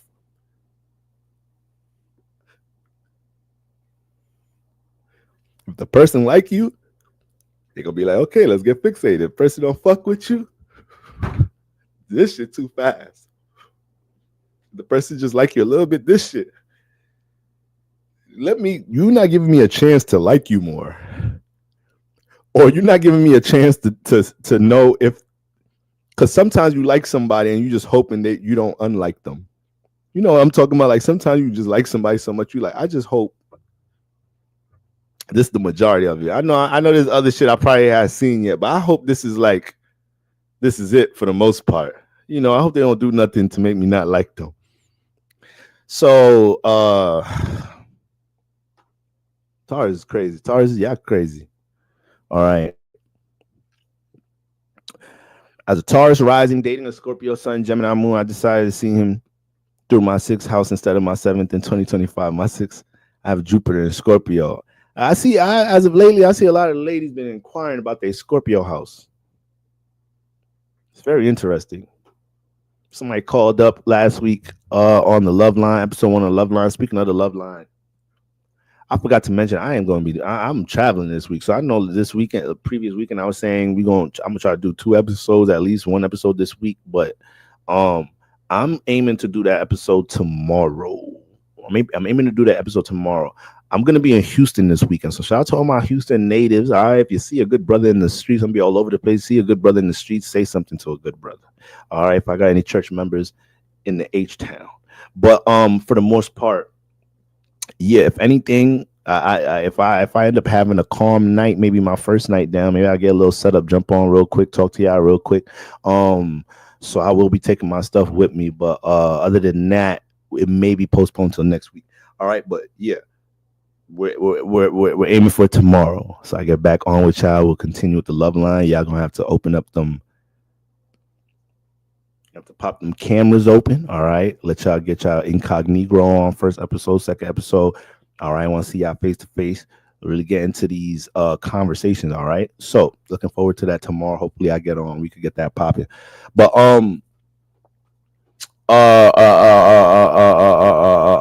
yeah, Taurus. So and make sure right now, Mercury is in the 12th along with this Venus being retrograde. So for you right now, Mercury don't like to be in the 12th and Venus is already retrograde, is sticky. So Taurus, you are one of the signs that super duper, and Venus your ruler, super duper have to, it may feel like you're walking on eggshells when it comes into communication with a loved one, but you really got to take your time with that right now. You really got to take your time right now, because getting understand how to articulate your emotions and feelings is already a sticky thing for you, but right now that shit may really be sticky. Mercury in the 12th can make it a little blurry right now, so, and it's close to Venus, so you're trying to communicate about your emotions and it could not be as logical. All right, so make sure you're playing that receiver energy. Anybody that has Mercury, anybody that has Aries, little hack, anybody that got Aries in a water house, if you have Aries in a water house right now, that means Mercury's transiting a water house. Whenever Mercury's transiting water houses, that's when you want to receive a little bit more. It's a good time to just be more of a sponge. You'll notice when Mercury's transiting one of your air houses, fire houses, you'll be used in a way to come to the stage and share your awareness or display this, that, and the third. All right. You may have some testimonies from just your natural natal placement in general, right? So you may have Mercury in a water or earth house, especially if it's double dose. Isn't a water house and water sign, isn't an earth house and earth sign. Or somebody that has earth, water, Mercury's. Look at how they communicate at times. A lot of the times, do you think this person, well, your sun can be in, yeah, because your sun is still going to be it has a potential to be in a masculine sign. So if your sun is like in Aquarius, your Mercury can be in Capricorn feminine, can be in Pisces feminine, but you still got a masculine ass sun. So that's where we get that's when we get into the different Mercury archetypes of each sun sign, right? Every sun sign has 3 different Mercury archetypes. So Aquarius suns is either going to have Mercury in Aquarius, Mercury in Capricorn, Mercury in Pisces. So that's 3 different motherfucking Aquariuses right there if we want to go off Mercury archetype. So we got degrees, deacons, we got fixed stars, and we got that alone. That's a whole nother series right there. The different type of Aquarius is based off their Mercury. And those is 3 fucking different Aquariuses, just like it's 3 different Aries with Mercury, Aries, Pisces, Taurus. Mercury is a fucking Aquarius. Sun in Pisces, Mercury with Mercury and Aries, and Sun in Aries with Mercury and Pisces. Some of the creative motherfuckers you're gonna see might be some of the most unstable motherfuckers to a degree too. They might be a little cuckoo for Cocoa Puffs. But creative, yes. Yes. All right. So moving along. Taurus, this is what we got going on. Gemini. And let me just, I know Taurus, I know I spoke about it a little bit in the beginning, but once again, you are harmonizing with the sun and everything right now. So when it comes to your 11th house is where a lot of the juices are at. There's a lot of where there's some opportunity going on in your 11th house. You listen to what your associates are encouraging you to do. Your associates are giving you good advice right now. So, if any of my, if any of my Taurus Suns risings, y'all work in a certain company and y'all trying to get in another position or a certain decision you got to make. Like right now, your higher ups and mentor, like they'll be giving you listen to what they saying as far as making a decision for the standard third. They're coming into your aid right now, your community in general, whatever your community is. All right. Maybe even bringing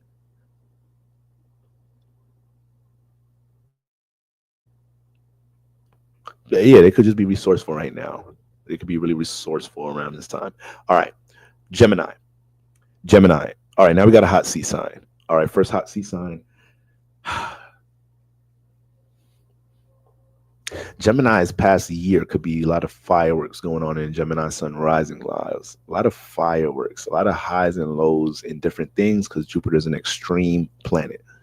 When I say extreme, boy, what do you mean when you say extreme? You say extreme a lot. It's hard to find a fucking medium with that motherfucker. That's what that extreme means. Have you dated an Aries or Scorpio before? Is it easy to find a medium with the motherfuckers? You dated an Aquarius before? Is it easy to find a medium with that Uranus influenced motherfucker? No, it's extreme. Some of your dating experiences, some of them lows, some of them lows came with them motherfuckers. Some of your highs came with them.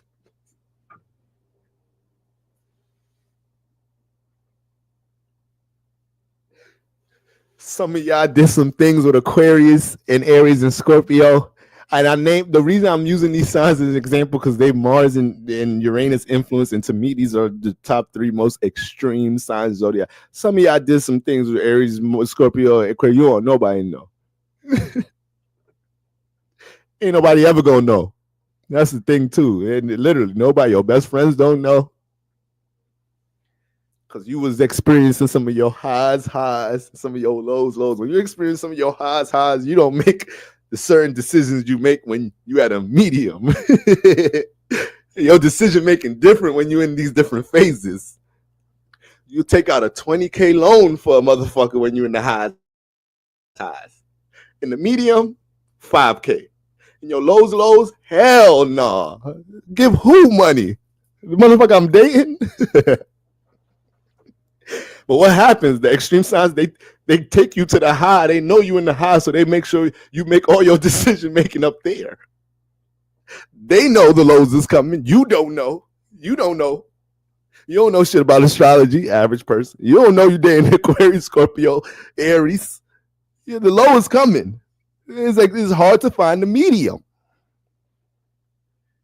All right, if you get an Aries, Scorpio, Aquarius that you could be emotionally leveled out with for 30 days straight, you better not let that motherfucker go. These niggas have grown up. That motherfucker grew up. That's the fucked up part about it. Listen, I know what the fuck I be talking about. This is the luckiest one. I know I ain't gonna say I'm a Libra stellium again. I ain't gonna say I'm a Venus and Libra again. This is the fucked up part about that shit. Whenever you get in situations when you experiencing the high, that's what keep you that engagement is stimulating. That's what it is. That's all it is. You drink a strong ass cup of fucking coffee and you just so amazed at how strong it is. Now your ass want to go to sleep. It's 1 a.m. at this point. But you like, fuck, this fucking coffee my friend gave me as a gift from Costa Rica. This shit strong as a bitch. Now, after that, you know you can't fuck with that coffee all the time. At this point, that motherfucker, that shit is just some shit you need to just have in the background. Like, hey, my friend gave me this. You don't drink that coffee. You be up with it. You be up for the next 8 weeks in this motherfucker. So, but what you do? What you gonna do? What you gonna do next week? What are you gonna do? La la la la la. Ooh. All right, let me just get a little bit of this motherfucker. What you gonna do? What you gonna do next week? You gonna get you a little bit of the fucking coffee. There you go. Your dumb ass up for 3 days. Cause you wanted to get that high. But that low coming. I can't describe these signs better. So that's what I mean, extreme. Gemini's lives have been exactly that. That's why Geminis can be moody. This is why in the past year, Geminis can be extreme in themselves. You be like, damn, there's Geminis usually in the medium. Usually Gemini, even if I call them, I'm like, yo, let's go do this. And they were in a bad mood. I know they could get in a bag like, all right, fuck it. I don't have to be in this bad mood. Let's transition, get mutable air with it. My friend gave me some energy. Let me connect with them, get in another environment, adapt to that mood. We in another phase. Mentally, I'm in another space. Physically, I'm in another space. Emotionally, I'm in another space. Gemini, don't hold on to too much. But what happened? Jupiter come in. Oh, man, extreme ass. And I don't like this motherfucker. Because now I have to make sense of my experiences some goddamn more. I just like analyzing shit.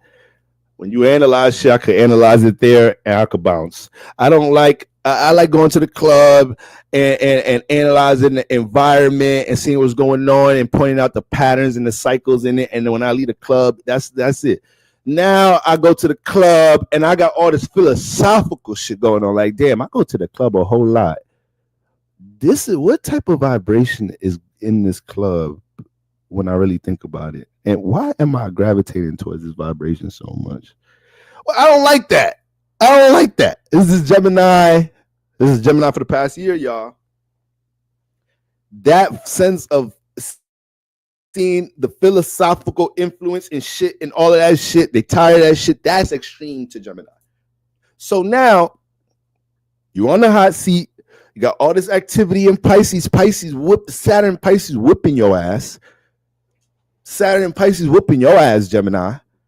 Because you got a planet that is at Jupiter that can be so impulsive, but then it's squaring. You got your uncle. Perfect example. And planetary family. Jupiter, drunk wise uncle.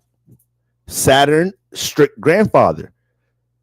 Now, drunk fun uncle you love, the one that give you condoms that your parents don't know about, the one that when you go to his house, no curfew, he like, go do what the fuck you want. I don't give a fuck. Your parents know you smoking weed, you can smoke some of my shit. I don't give a fuck. Now, if they smell your ass and you get in trouble and get kicked out the fucking house, that's your fault. That's you. Jupiter, that's your fucking fault. You had decision. That's your experience. Now you learned some shit. That was you. You ain't judged the consequences of some shit. All right. So that's Jupiter right there. Fun loving, carefree, but yeah, that's what happens. But that's the uncle you could call with shit you're not gonna call your parent or probably a little vulnerable to talk to the sun or moon about. It's a vulnerable situation with intimacy. You're a fucking teenager, by sex for the first fucking time. You talk to your fucking cool ass sibling about that shit, or your fucking uncle. Ain't nobody in this fucking chat talk to their fucking parents. Who the fuck had the bees and the birds talk with their parents? Does that shit really happen? I don't know. I grew up in the Bronx. ain't none of us get that fucking talk. All right. Don't none of us talk to the sun and moon about none of that shit. Your father might say a little something about that shit. Your mom might say a little something about that shit. But they never directly say shit. They just try to raise you into thinking you know shit. That's what they do. They make their fucking transits. And when they come around, they expect you to know shit. AKA when the sun is in your fucking sign, you better see this, that, and the third. And when the moon is transiting and doing her emotional checkpoints. Other than that, you go to niggas like Mercury. Well, not Mercury, that's your younger sibling. You go to Jupiter, your fun, understanding fucking uncle that deals with that nigga that experienced so much fucking shit. So you can go to him and be like, yo, this is what I'm going through right now. You be like, oh, yeah, I did that, man. You think I don't live a life too? You think I'm not out here fucking too? I know I'm Jupiter. I know they say all that philosophical shit about me. I'm gonna get some ass too, though. Shit. I'm a charismatic, enthusiastic ass nigga. So that's Jupiter for you. So this is Gemini life. Gemini already charismatic, fucking outgoing and shit. You put this Now this outgoing philosophical head ass nigga come in, and Gemini feel a little uncomfortable having to apply philosophy and see motherfucking the reason in every fucking thing. That's annoying for Gemini. That's annoying. It's annoying they dating somebody right now and this person is making them see their behavior and actions more than previous partners. It's annoying to a degree right now, Gemini being in environments where usually they adapt to things really quick, but for some reason, this environment, they're being challenged to, you know, learn and be on top of things a little bit more quicker. You know, this is what's going on with my Geminis in general. So you got fun-loving uncle in the crib. You're experiencing new things, but a lot of highs and lows here too, though. You experience a lot of new things, Gemini, you know, but shit, you got a lot to tell from this shit. You got a lot to learn from it, but then you got all that access, all that freedom going on. You probably running as free as you want. You hitting your head a lot, though, but that's what comes with Jupiter. That's what comes with Pisces and Sagittarius. Don't let Pisces and Sagittarius tell you they haven't done this, that, and third. They experience a whole lot of fucking shit. All right? Very unpredictable signs, okay? You know, I ain't gonna say, I'm not trying to say like, you know, I ain't trying to say like, you know, Pisces and Sagittarius can't be like conservative, some shit, but it's like you just can't underestimate. Don't know what you think them signs experience. I don't know how else to say that shit. Don't fucking think you know what the fuck the Jupiter signs didn't experience in this motherfucker. That's all I gotta say about that shit. So Saturn, strict ass uncle, that nigga doing checkups every like week, making sure like, you know, but randomly you don't really know when he popping up. So you in the crib doing, Jupiter might let you bring a girl to your crib. Sun and moon don't play that shit. But you at Uncle Jupiter, at Uncle Jupiter crib. So he'll let you bring a girl to the crib, but you just don't know Saturn is square. So Saturn pop up every week and Saturn don't play that shit. Saturn do some real player hated shit. The fuck you got? What's going on in this? This a whorehouse? Old ass nigga. This a whorehouse? Get this woman out of here. Just talking like an old fucking mature ass man. Get her out of here. What is you doing in here? Get your shit in order. You think just because you got access, keyword access to experience and exploring all of this new shit, there's no sense of stabilizing things. And at the same time, you say you want these aspirations, square Pisces. So this is your 10th house. Woo! This is your 10th house. Damn, Gemini. This is your 10th house. So now Saturn's knocking on your fucking door, talking about you over here sleeping with fucking these having nothing to do little ass fucking girls. But just the other day you was telling me you want to do this, that, and third career. Just the other day I seen you working so hard for a month on this, that, and the third, and I thought we had a certain sense of concentration channel about what the fuck we doing in the 10th house, because it's so easy for me to give you the blueprint here. This is my house. I thought when I got here, we're going to have shit in order. That's what the fuck you got going on there. So when you are spending too much time frivolously exploring shit, Saturn makes you feel guilty for it about the time you're not putting into your 10th house right now, Gemini sun rises. So with Venus, so when it comes into the full moon is in the 7th. The full moon is in the 7th. So this time right now is a time where you feel like you have to prioritize your relationships in order to pour into the connections that mean something, the environments that mean something in your 10th house, right? Now, don't make the mistake of being extreme during the full moon and being a hot sea sign. Don't make the mistake of being extreme and cutting off or detaching, separating yourself just from anybody, just for no reason. You know, once again, you could kind of make some of the mistakes Aries might mistake right now. Make a mistake, Aries, because Aries feeling so empowered and determined, this might be a little too extreme, cutting off a support system. Somebody that's in your corner. It's like, no, that person, keep that person in your corner. God put them there in your life for a reason. Okay. So, that 10th house for you, once again, that's a square house of Gemini. So that house is important about how, especially right now, that I've been saying this, like I don't got to not stress it that much. Saturn came in this motherfucker. So we already said how much is a big deal for you in this phase, Gemini, being able to really level up in what's going on in your 10th house. Saturn is still here. You can still work with whatever tools and resources you have at your display to build and make something in this area. Right now, you can be getting a lot of new awareness and suggestions and advice from your seventh house on how to be more effective in your 10th house, right? So be careful how you apply the extreme energy. The extreme energy can be applied to how you do whatever to create more space for yourself, so you can have more mental clarity with what you're doing. Mental clarity is huge for you. So just, Geminis, I'm a Gemini South node, so I can't deal with cluttered shit. I can't deal with cluttered spaces. This and the third. Gemini, you can create a lot of clutter. You can create a lot of clutter. The mutable signs can create a lot of clutter. All right. Most of the time, Geminis, you'll see them be a neat freak, but don't think them being a neat freak stems from them knowing they could create a lot of clutter. So it's almost like it's a natural reaction. So you'll have a Virgo. Well, we know Virgos be on there. Damn, I've just grown so much with my outlook on astrology. It just be hard at this point to just say Virgos, blah blah blah, because it just be so much light, dark shit with shit, light side, dark side shit going on. I expect Virgos to be all fucking neat and tidy. But when I see go in a Virgo car and that shit messy as hell, I'm like, yep, this Virgo is on some other chaotic, stressed out shit. I don't even want to know what's going on in their life. Because the fact that their car look like this, I just know they fucking going through it. The fact that they said, I'm not taking care of this clutter so my Mercury could feel more clear right now, I know they're saying to fuck everything right now. I don't give a fuck. I just want to drink, smoke, do whatever. I don't give a fuck right now.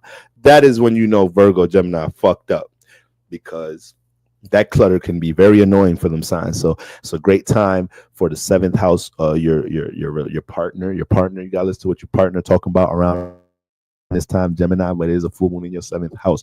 So how you deal with your emotions with your partner is very important around this time. They may need a really, it is Virgo too. So right now they may feel like they need more of a system or regiment for y'all to thrive. Don't take that like that's a nuisance. Don't take that like that's a burden. Look at that as like, my partner wants to place effort into or doing whatever they can, exercising whatever they can to make sure we stay stable. You don't look at that like a nuisance around this time, Gemini. I know sometimes that Virgo square is annoying as fuck with somebody coming into your life. Damn, once again, you have so many similarities with your sextile sign, your sextile buddy Aries. When it comes into movement, y'all don't like restriction of movement, and Gemini is a movement. Gemini, Sagittarius, these are our these are signs that rule commuting. So any form of restrict, you will lose the Sagittarius. I'm telling you, dating Gemini, Sagittarius, go try to make a joke right now. No, don't do this. Don't make a joke. But like, if you was to make a joke, you dating Gemini, Sagittarius, you make a joke about getting in a relationship, and it's like y'all may like each other right now, but like y'all could still keep flowing a little bit of daylight. Like that could really scare them. Another sign to just take it, observe it, probably like it, like, okay, they trying to get fixated. My Taurus might like hearing that shit. Okay, let's get fixated. I think that's my new shit for Taurus. Let's get fixated, baby.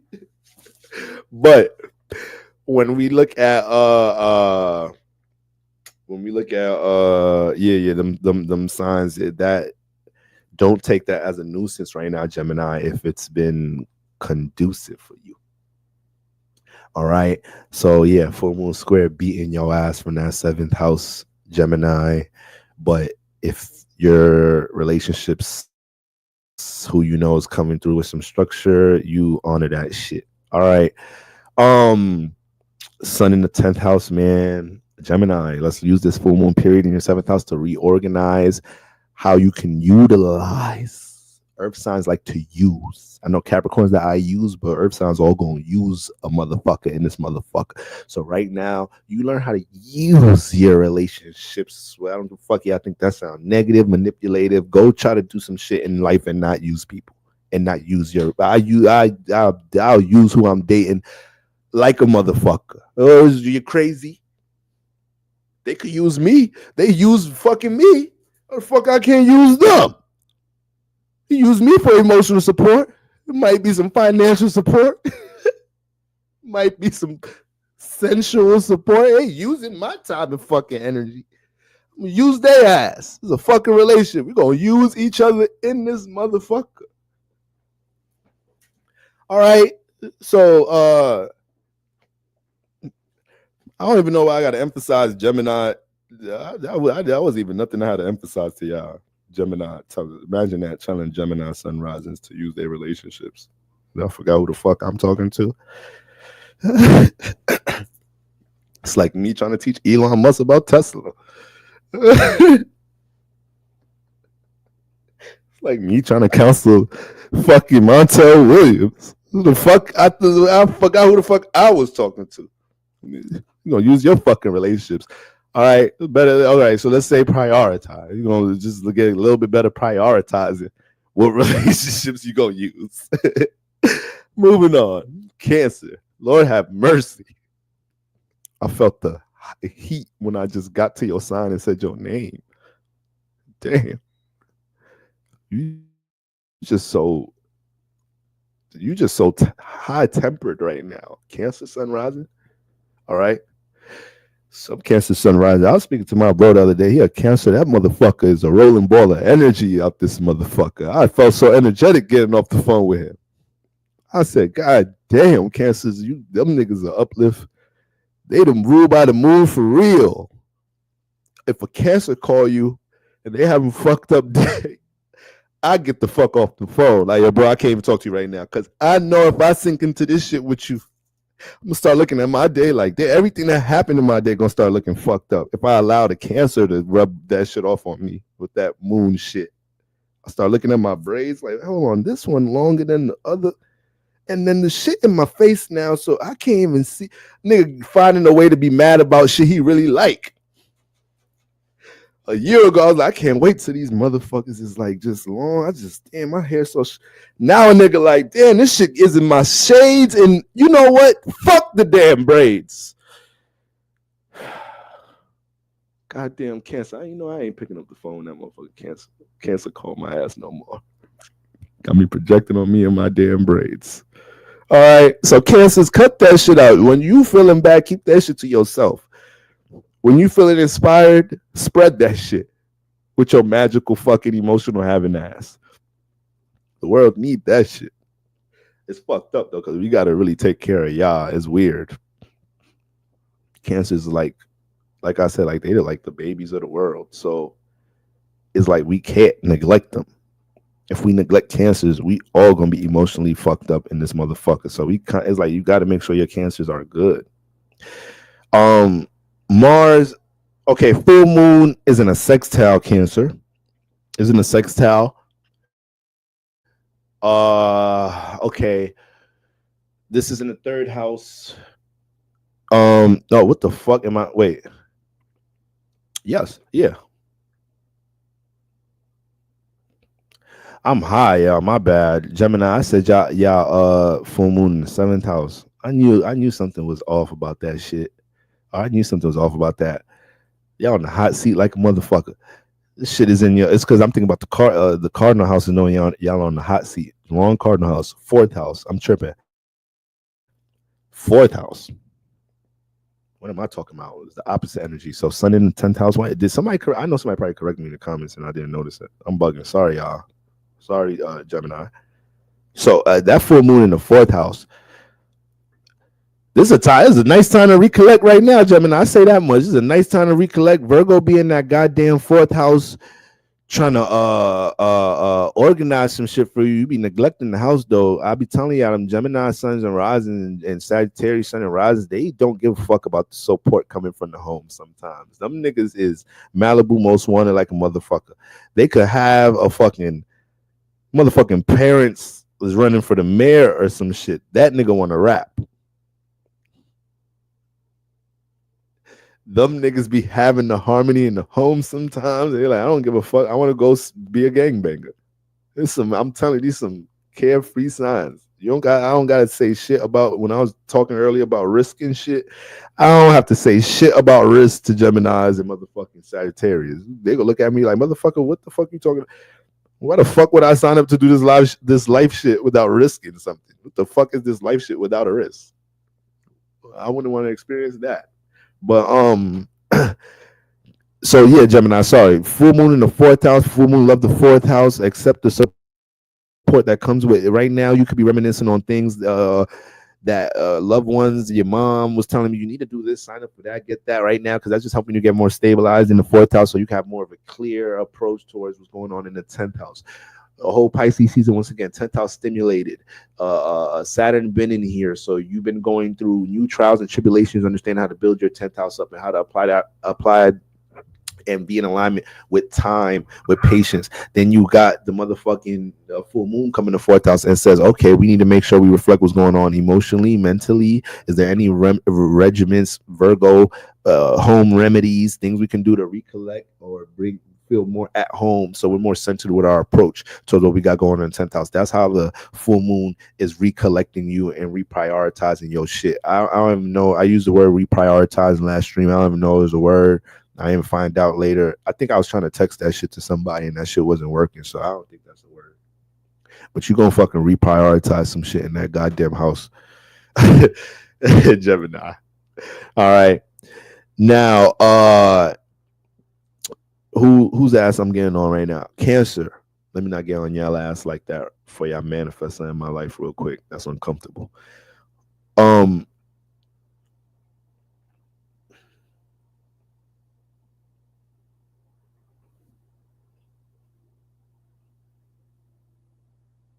You know, right now, Cancer,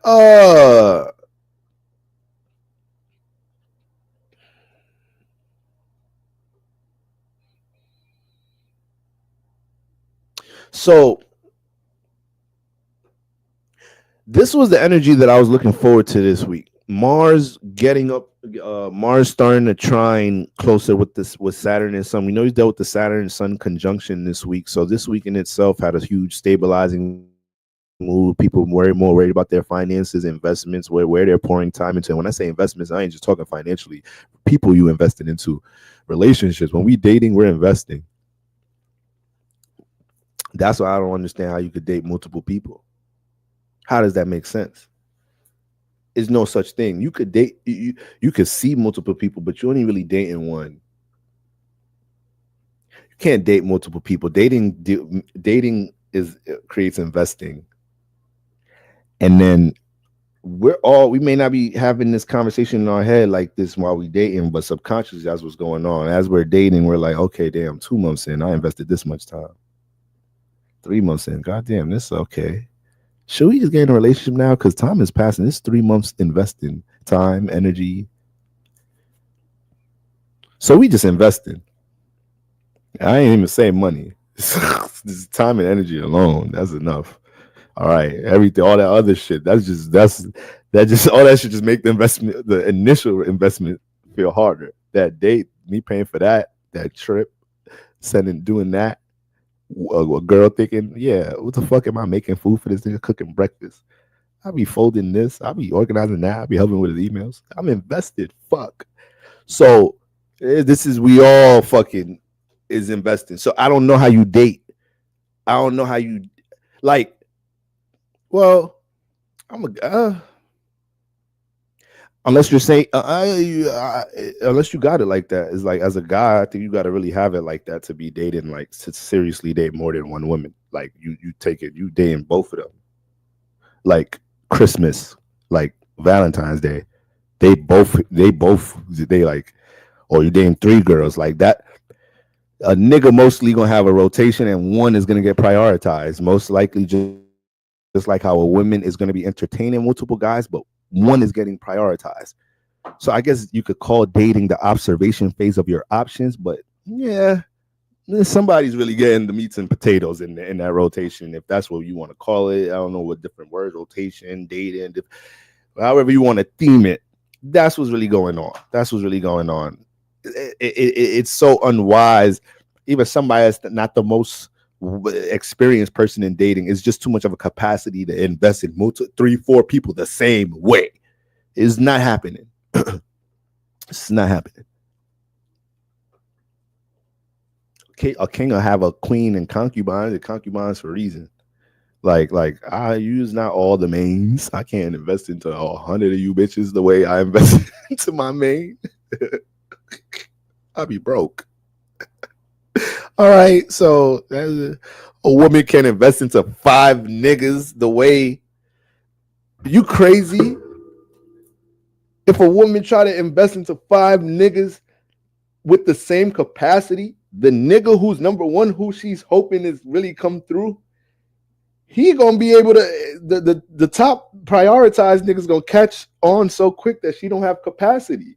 So she ain't even gonna end up being in a position to even get the one she really wants. Because she never will get. I don't even have capacity to pour into the one I want to prioritize. If I'm giving all these guys the same interest, so it's just it don't make sense, guys. It don't. It kind of gotta be a little bit more specific when we use certain words. So yes, whoever you investing into right now, family, that's who you dating. Not the person you texting, not the person you might have chilled with the other week, not the person you just kind of went on a date with the other day. Who you been investing time into? Who you picking up when they call? And you expecting them to pick up when you call. All of this, that's who you dating. Just if I had to clear that up, So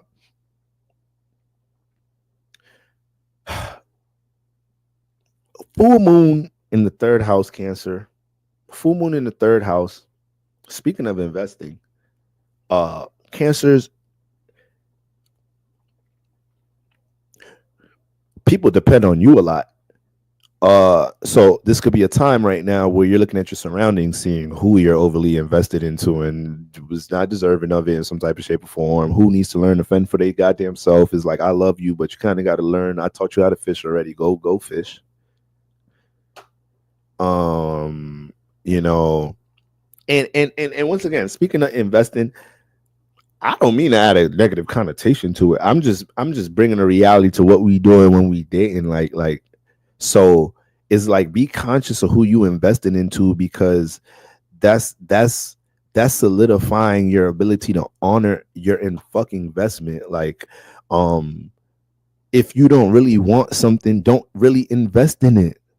If you don't really want this car, don't invest in it, because you're gonna devalue it. You're probably not gonna take care of it eventually. It's probably gonna break down quicker than it's supposed to.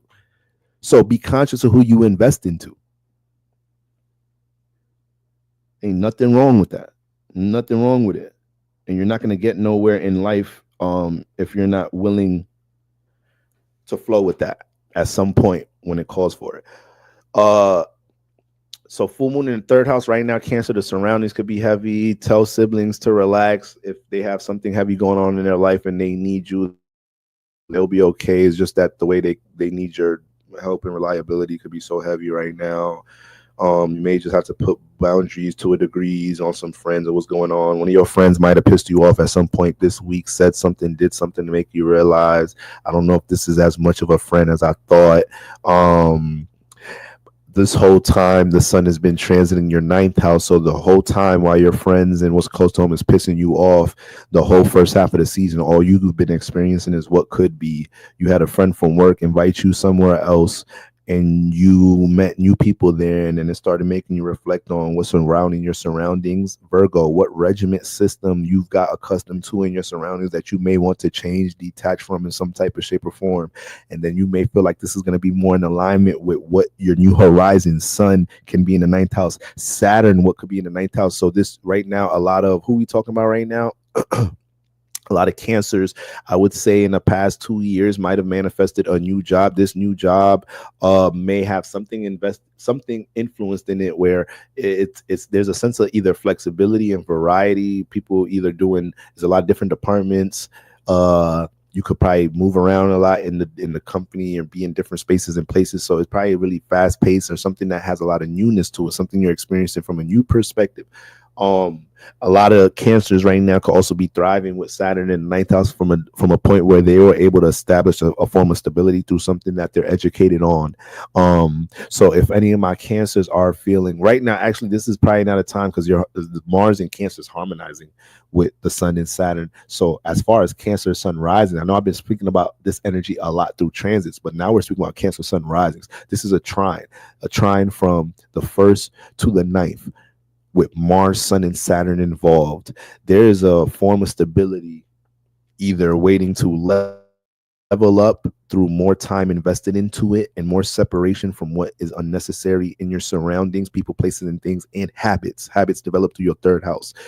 Our early friends passed us the joint, gave us our first shot of alcohol. Our older siblings let us hit the joint. Like we developed so many habits from our close surroundings. So when we look at what you're aspiring, once again trying to expand, once again Saturn in the 10th house, you're creating a new system, and that new system most likely has a strong philosophy attached to it. So if I discipline this, then the third, it'll help expand this type of lifestyle. So you're just seeing this through different I would say examples right now in your life. So this is where the detachment comes from with Virgo in that third house with the full moon here. Virgo in the third house already creates a lot of people that be panicking around you. A lot of people that be having a lot going on. When I say a lot going on, they may be juggling a lot. You got to make sure there's a boundary on any of that energy that may be too overwhelming for you around this time. Cancer Sun rising. I know I kind of don't got to tell you that too much because you already know the detract, and people kind of be kind of knowing not to push too much on you too. Kind of be knowing that. They kind of pick that up to a degree. So that's the main premise right here. You're in a very transformative space right now, Cancer, like very transformative space right now. 3 months from now, you're gonna realize that, like wow, that time Mars was in Cancer, shit was shifting. I knew things were moving. I didn't know they were moving that much. So that's why anything that's a little uncomfortable but is a new movement, you got to get one with that right now, Cancer, because 3 months from now you're gonna be comfortable with that very thing. You're gonna be comfortable with that. All right. This is why the Sun and Saturn right now can be empowering you in this time to be proactive about whatever that needs change or transformation, even if it's something you've been connecting to for a while. That's probably the hardest part about the transformation. Been so connected to something for a while. But once again, new horizons are bound. When we got everything going on with that ninth house activity, that's what that signifies.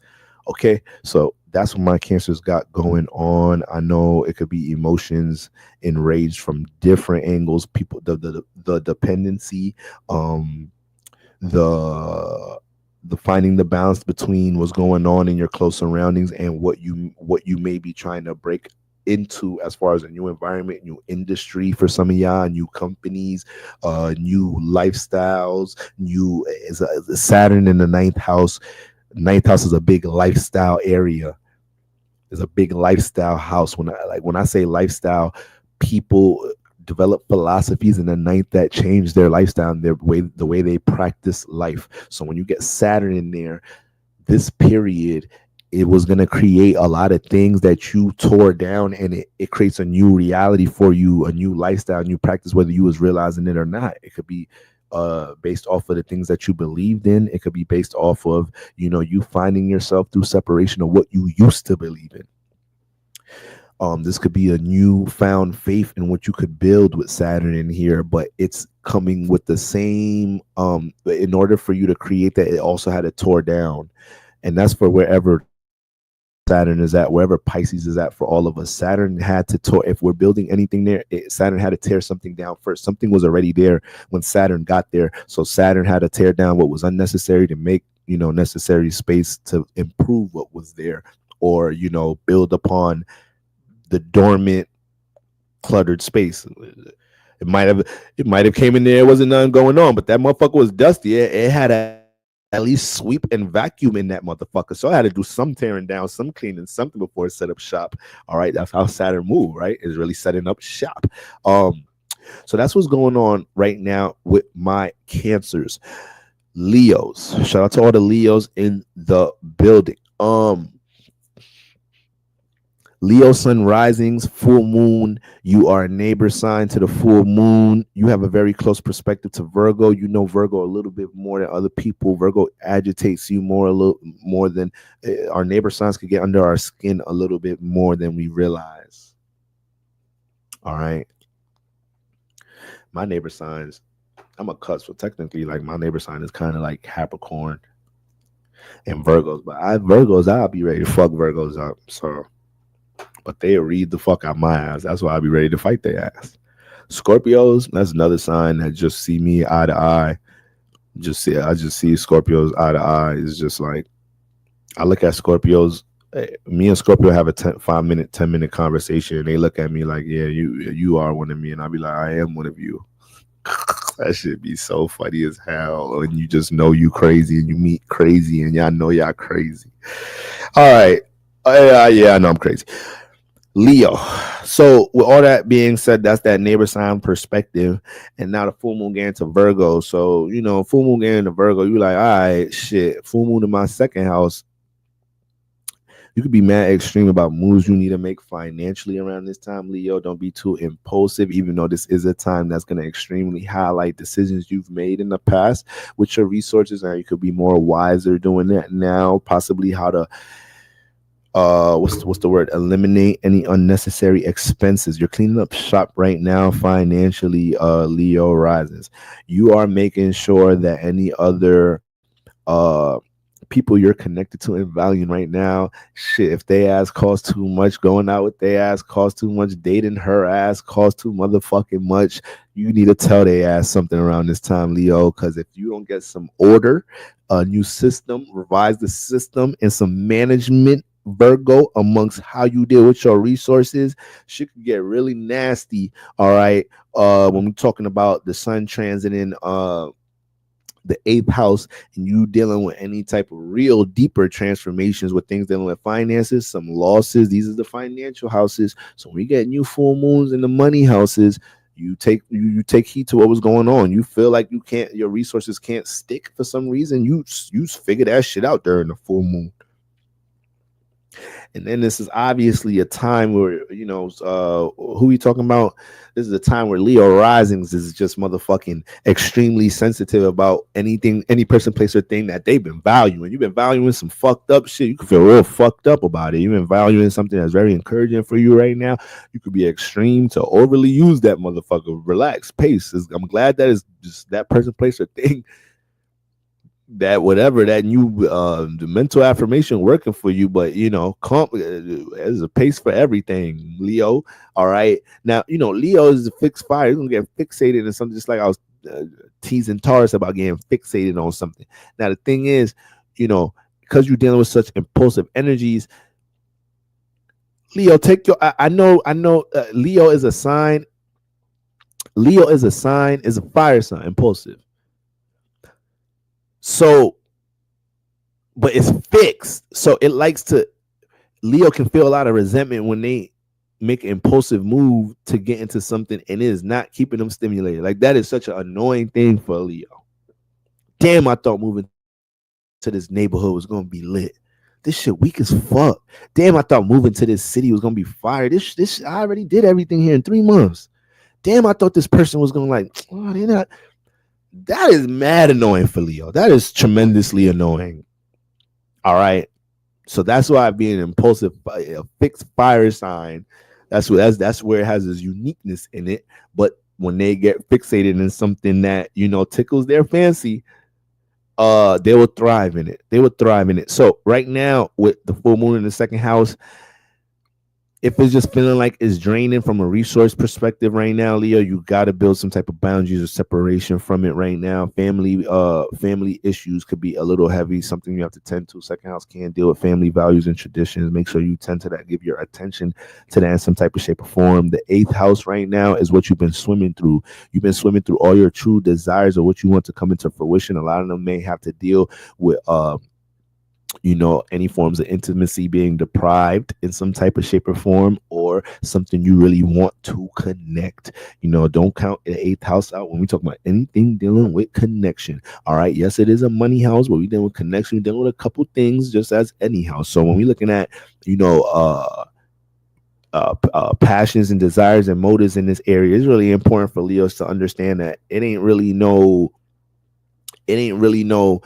uh sometimes when it comes into what you want to invest into, not everything seems safe and secure. And that's kind of where the eighth house comes into. We make investments into the second house, whatever money house, finances, how we the influences are dealing with seeing somebody's spending habits, this, that, and the third. But the eighth house, we see the transformations, whether positive or negative, for dealing with these investments. So right now, Leo, you have to take your time being really conscious of your investments. But because the sun is in the eighth house, this is more of a season where you kind of been seeing not only what needs to be transformed in order to see some potential energy come into fruition. Saturn's been in your eighth house, so anything that you haven't been putting a blockage on, that has been having control over you, this is a time right now where you could probably deal with a little pent up frustration. Where is the sun, Mars at? Mars is in your 12th house, hitting that area. So subconsciously you could be dealing with a lot of, just once again, a strong determination energy between the 12th and 8th house areas. Nice having Mars harmonize with that 8th house area. So you could be really extreme laying the boundaries down right now. It's good to acknowledge where you may not have laid them down, but there's still a system that has to get into place. All right. Like you could have a bad habit and say, I'm done drinking. Like, I'm just done. I'm done with this cycle. I'm done with doing to my life. But that motivation is just in that moment. There has to be a new system in some type of way. This is the space you're in, and you may be catching a lot of great vibes on how to put that system together. That's how you stay in alignment around this time. All right. Full moon, and now moon transit in second house, lovely placement. Moon loves this house, but it's just exaltation. So exaltations can be excited. So once again, be careful with any impulsive moves or anything with finances, this, that, and the third. Virgo, one of the stars of the show. Okay. And by the way, Leo, your ruler, is conjunct the sun. So if that's any indication to pace right now, very smart. I have a close Leo friend. He's a Leo sun rising. He's looking for a new place. He's looking to move. And he was explaining to me at the same time that, he feels like he's doing it in a rush situation. He feels like he could gather more resources and be in a more situated space by the summer, fall time, but he's just dying to move, ready, getting over. I said, nigga, sit your ass down. You just said the solution yourself. So this is an example of how influence get the best of us. Logically, he know, I could be way more situated if I just do my thing, a couple of moves, this, that, and the third. But that impulse, that's what a lot of Leos could be dealing with. Now, impulsively make that move. Once again, getting fixated by getting caught by the glamour, getting amazed by the vision, and then once you got fixated in it, you're dealing with heavy frustration. All right. So I don't want none of my Leos to make that mistake prejudging the vision of something. Virgo, star of the show. The full moon is in your sign. Virgo, right now, when it comes to things in your personal life, they're all fully illuminated. Right now, you feel deprived if you're not pouring time, emotion, thought, care, any form of proactiveness into your into first house things. First house, this is the home and exaltation of very proactive space planets, Mars and the sun. So when the moon comes in here, it will feel, right now, Virgo, you feeling fulfilled or unfulfilled when it comes into how you pour into yourself personally with your personal aspirations, goals, things you want to spark, put into the air. There's really no medium here. Okay. And in the seventh house, you may realize part of why you feel deprived may be a little bit too much energy and time into certain relationships or certain connections you're building in the seventh house. It could, or your own partner in itself. It could be certain blockages.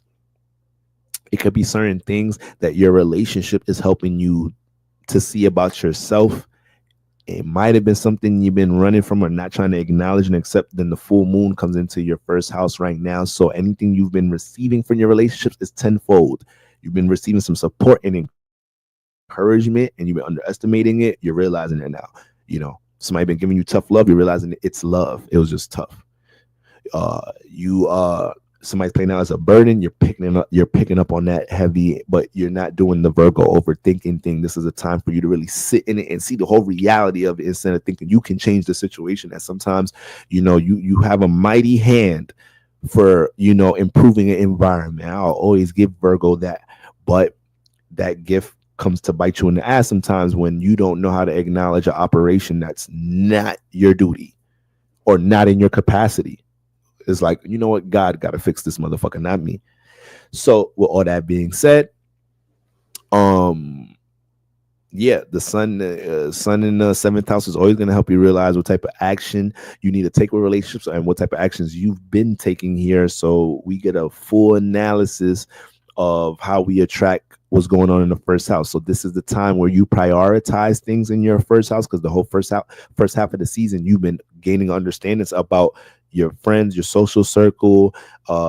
If there's a lack in your relationship life in some place, this is the checkpoint in the first house, or where we can look in the mirror and see, what do I change, work on, improve on my goddamn self. It's as simple as that right now, Virgo sun rises.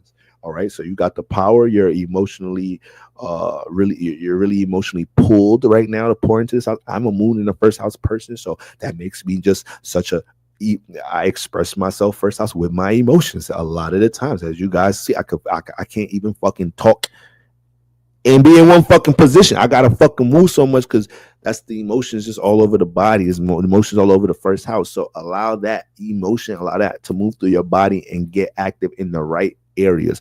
All right. Ruler is Mercury. Mercury's next to Venus right now. Virgo, don't let love bully your mental right now. Don't let love bully your mind. I know you love to analyze things in general, and to a degree, that is your energy. You thrive in your ability to sit in the observation of things. Just don't let love bully your mind a little too much right now.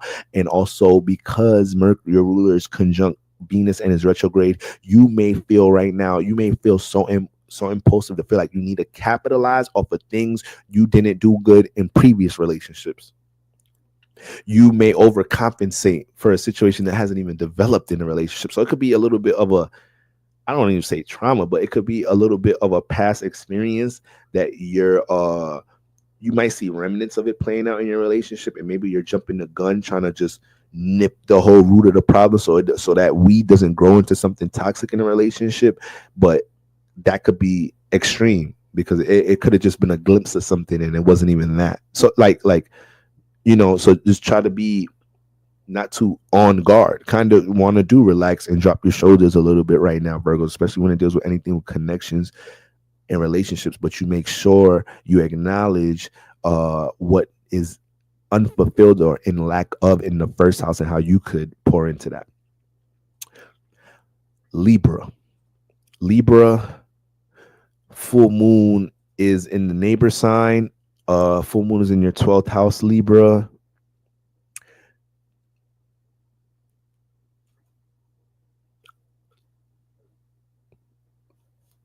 The 6th house is lit up.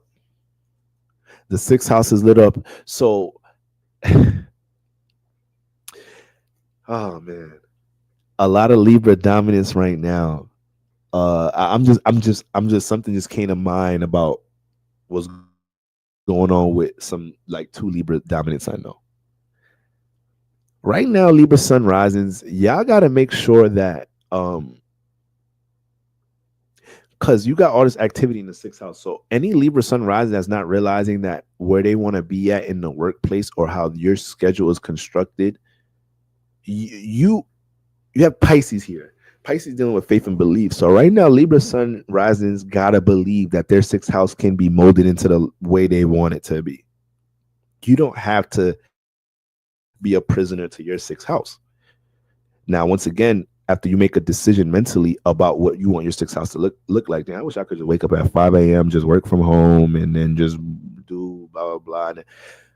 Or I wish I could just have my own creative company where I have the authority to manage my artists and make my art the way whatever that is, whatever that creative aspect or that type of experience that you want to explore in your 6th house with that influence there, Libra. Right now, all this energy here, especially Saturn been here, but with all this energy here, you've this Sun in Pisces transit is helping you to see that all is possible, but it comes with being proactive. So if Libra suns risings don't really like where they've been at as far as their regiment, what they're working on, not liking their uh the task that they have to deal with on a day-to-day for whatever reason, a part of that is has developed because Pisces has not been assertive making decisions about what the fuck they're gonna do here. Pisces has floated too much in this area, and Pisces can be a floater. It float too. Libra's a fucking floater, so it float too goddamn much here. And now,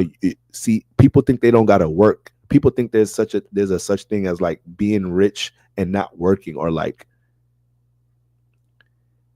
motherfucker, we on Earth. Y'all, you forget where the fuck we at? You gotta work on something. You gotta give some value to. You gotta be doing something in this motherfucker. You don't even feel right. Why you think at some point you gotta leave vacation? Why you think at some point you want to leave? Everybody talk about traveling. Yeah, I need to date somebody who travels, or I want to travel. I be traveling. Why the fuck at some point you want to come back? It's a time and place for everything, family. We got Saturn and Earth signs and Earth houses. We are going to be working in this experience. Now, God allows you to work on what you want to work on, though. This matrix has taught us, motherfucker, you gonna work on what the fuck we want you to work on in this motherfucker. All right, so right now, Libra Sun's risings are realizing I kind of can make the decision of how I want the function of this sixth house to be. However, it is going to take with some investing into, right? Some investing into my 12th. That's where things get a little shaky here, because Libra has to take this time right now to realize all that shit I've been seeing in the 12th house. No, excuse me. Because Libra got the full moon in the 12th house, the 6th house, excuse me. So now, full moon in the 12th house, all the things Libra has been gaining awareness and seeing in the 6th house, in the 6th house of what could come into potential if they work on it. The standard third right now is just triggering everything that has your 12th house or your subconscious set up in the first place for you to not even be working on that, for you to not be cultivating your 6th house, your regimen and schedule in some type of shape or form. Like, so now you're just dissecting things, dealing with probably how you've been programmed by, certain influences, relationships. So you're almost doing a lot of, almost diagnosing yourself to a degree, mentally, spiritually, of why you may have a certain mental approach towards how you go about working things, building things, structuring things. If you're dealing with any high forms of tension in the workplace, this area been expired. This situation you've been in been expired to a degree, and I don't want to say you're late, but you're a little bit behind on something that you should have been pouring into in that 6th house, a project you should have been working on, a diet practice you should have been working on, a new habit, those 2 habits that are fucking you over that you need to stop, and the 2 new habits that you want to add into your life. Waking up every morning, going on walks, and making sure I read 10 pages of this book every day. I don't give a fuck what I do. I don't give a fuck. It's 3 a.m. I'm gonna read 10 pages of this motherfucker. So, like, these different lifestyle choices, these are all the things that's up in the 6th house. And of course, you're a Libra, so you're gonna start realizing, damn, look at the people I associate myself with, the people that I am attracted to. The standard third, they're either crutches in some type of shape or form, or they coming up help, or they either encourage this 6th house space. So you're gonna see your relationships through this extreme lens right now, either positive or negative. And that's what that is, Libra. So you got to clean up shop in the 12th house, full moon in the 12th house. Everything with your aspirations and dreams is illuminated, but then it comes back to help you understand, how do I prioritize my aspirations and my dreams so I have more clarity going about my 6th house. The 6th house, job, workplace is annoying to stand there. Okay, now full moon in Virgo, how do I prioritize what's in the 12th house? So now at least I can make my transition. I could take care of what I got to take care of in the matrix, put my time and energy into that. But I got some type of time and space calculated for what's in the potential stages, what's in these dream stages. But I got a system for it. And this is how I'm going to go about it. Ruler is retrograde. Ruler is retrograde in the seventh house. Ruler is retrograde in the seventh house. Right now, Libra, you do not know it all in your relationships. And this is a great time to possibly learn from your partner if there's something to reconstruct in the relationship. Venus is in your seventh house. So right now, your ruler is in a very empowered space. Your ruler is in a very empowered space, but that can make your ego really big right now. And because it's in an impulsive sign, you could be aggressive, imposing your ideologies or how you think things should flow in your relationship. That could be such a turn off right now. That could be so off-putting and offensive to your partner. Don't let that relationship ego logic shit get in the way of your partner. Make sure you honor the true Venus values, considering both feelings and emotions and thoughts, making sure you're having some balanced communication, even though the conversation or the debate may have different temperaments of emotion through it, it doesn't become competitive. Libra, make sure you're not becoming competitive in your relationships around this time. You could be some little competitive fucking motherfuckers right now for no reason. And then you want to be a narcissist. Let me not get that I was about to just go off the rails, but Libra would be a fucking narcissist and think because they're the relationship sign, they're the ones that think they know about some shit that they can't be wrong in the motherfucker. I don't motherfucker give a fuck what your zodiac sign is known for. You're wrong right now, motherfucker. Okay, so yeah, sit your ass down, Libra, if that's the case. Okay, because you're gonna end up feeling unfulfilled when Venus go direct and you realize, like, damn, I'm back to wanting to do things fair and love appropriately, connect appropriately, be respectful and shit, and not think I know it all and shit. I was too fucking late. Now you done fucked it up when your ruler was retrograde because you thought you knew it all, and then you try to make all these decisions and you're expressing things like you know it all when you, mentally, spiritually, your ruler is retrograde. You don't got it all together right now. You were supposed to listen a little bit more to your fucking partner. Venus in the fucking seventh house, not in the first. All right. Your partner kind of get the stage to a degree a little bit more. And then if your partner is utilizing the stage in a healthy way, you're going to realize how valuable this partner is, how valuable this associate is. That's how the seventh house transits work. You give them the stage. Let's see what they're going to do with it. That's why when you got heavy first house transits, your partner will have a lot to say about you in that time. They don't know you have the sun transit in the first house. They don't know you got a bunch of planets in your first house right now and whatnot. But that's spiritually how it plays out. All right. So that's full moon for my Libras, full moon for my Scorpios. We got the full moon in the 11th house. And that makes the Pisces stellium and all of that going on in the 5th house. So right now, Scorpios, stellium in the 5th house, Saturn, Sun. Scorpios have been dealing with all these different extreme situations. Hard to find a medium or what they should I go work for that company? Should I start the YouTube channel? A lot of different vulnerable decisions to make with how they should establish themselves or anything dealing with expression, being on the stage, what they should put on the light. Saturn's already been putting them through the ringer with that to a degree, being in the 5th house for the past couple of years. Sun comes in there, highlights that. Now Pisces Scorpio feel a little bit motivated in this trine energies. Like, damn, now I got the Sun and Saturn trining me. I got to be a little bit more proactive around this season. So these past couple of weeks, Scorpio might have been way more expressive. Scorpio definitely might have gathered some new resources, some new awareness on how they could craft something in their personal life. All right. But it had to come with them understanding how to place restrictions and boundaries in the right area. And if that wasn't as smooth as possible, Scorpio might have got a little extreme in that moment. Right now, Scorpio's ruler is trining it.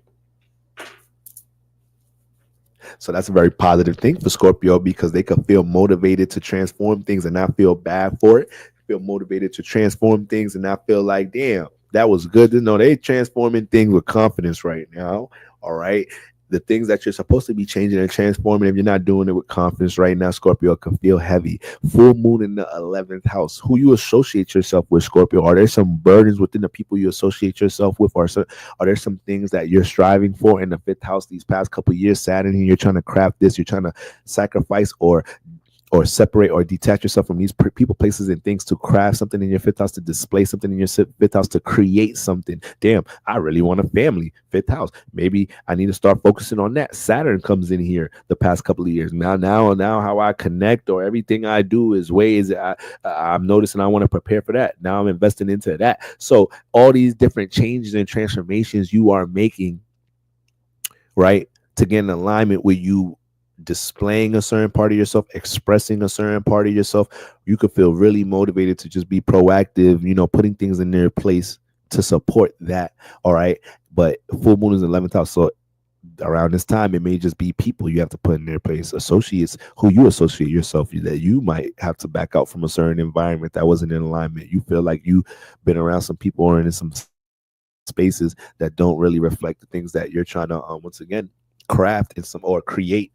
5th house, then yeah, man, that's just what the fuck it is. You have to build that separation in some type of shape or form. All right. Now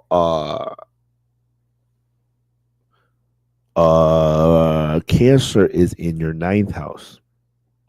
So Scorpio is another sign that is experiencing a lot of new things right now. You may have a family member, Cancer, that might be experiencing something outside of your horizon, outside of your hemisphere, right? Outside of where you usually get to explore, and it may be inspiring you to change something, right? You may have like an older sibling, it may be another friend, an associate or something, or once again, somebody close to home, and based off what they're experiencing with something, it could be a diet, it could be a new way of living, it could be it could be astrology, it could be whatever the fuck they learn and experience in their new lifestyle, something that they got put onto. That could be something that they're sharing with you around this time, and it could be really motivating for you to make certain transformations in a certain way. So that's very important to take heed to around this time as well, Scorpio. Okay, so that's always the full moon. Full moon 11th house is always going to make you feel, is going to illuminate everything with how you associate yourself in the world, and it's also going to help you to understand how you could bring more of your 5th house into the world as well. Okay, Saturn been in there for 2 weeks going on 2 years now. So Scorpio, at this point, this period right now is very normal to be catching, visions of exactly how you could connect to more people in a certain industry or community that you're in. And a lot of these ideas could be fucking great right now with the sun next to Saturn trining fucking Mars. As shit, like some of this could be coming from your loved ones, like the advice or pinpointing you on how to navigate certain things. Sagittarius. All right, Sagittarius. Full moon is in the 10th house. Full moon is in the 10th house, Sagittarius. No, did I get that wrong? Yeah, it's in the 10th house. So the focus has been on what you really care about this season. The focus has simply been on what you really care about, Sagittarius, regardless of image you may want to keep up with the world, regardless of what you may get persuaded to do around your social circle, or regardless of what habits you might have developed based on things that you got stimulated or captivated by in some type of shit for, and now it's a habit, a consistent habit for you. Regardless of whatever you're active doing, when the sun and all this activity get into your 4th house, you look in the mirror and see how you feel about all of it. How you feel about all of it. You go clubbing, partying a lot, that's your lifestyle. Sun getting the 4th house. How do I feel about, how does my lifestyle make me feel before I go to sleep? So this is important because the full moon is in the 10th. So now this manifests situations where you can project on your own motherfucking plans and projects and aspirations for what you want to build in your own 10th house. So if you're not realizing how you feel about the things that you're connected to at home, right?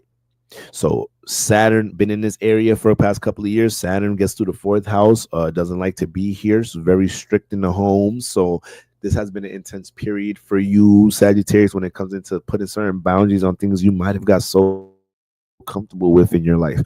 But knowing that there's a significance but on the other side of disciplining that. Right now, this is a time where you're seeing the more you do that, how fruitful could things be in your not so much right now you're seeing how much in the fucking house, the 10th house, you're seeing how much you can bring some type of stability or resolve to your own emotional mental well-being, in the fourth house, if you're able to be more proactive in the 10th, you know but from a proactive, once again, making space. I said in the beginning of the live, we're being proactive, creating space, creating a capacity to work on things that we got going on with Pisces. All right, so you're seeing all these new things in your fourth house. Like, damn, I could create a new environment for me to feel stable in this space. Me connecting to that person or having the resources to put myself in a healthy position to connect to people like that and build connections like that, that would be nice. So it's just that fourth, 10th house polar opposite thing going on with, regardless of who I am in the world at night, I have to look in the mirror, regardless of what the world think of me at night, I have to look in the mirror and see how I feel about all of that. These luminaries passing through the fourth, 10th house is always going to have that reflection.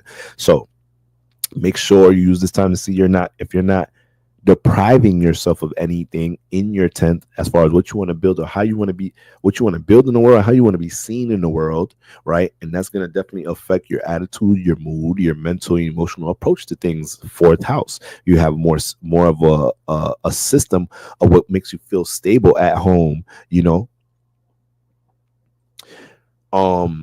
Capricorn.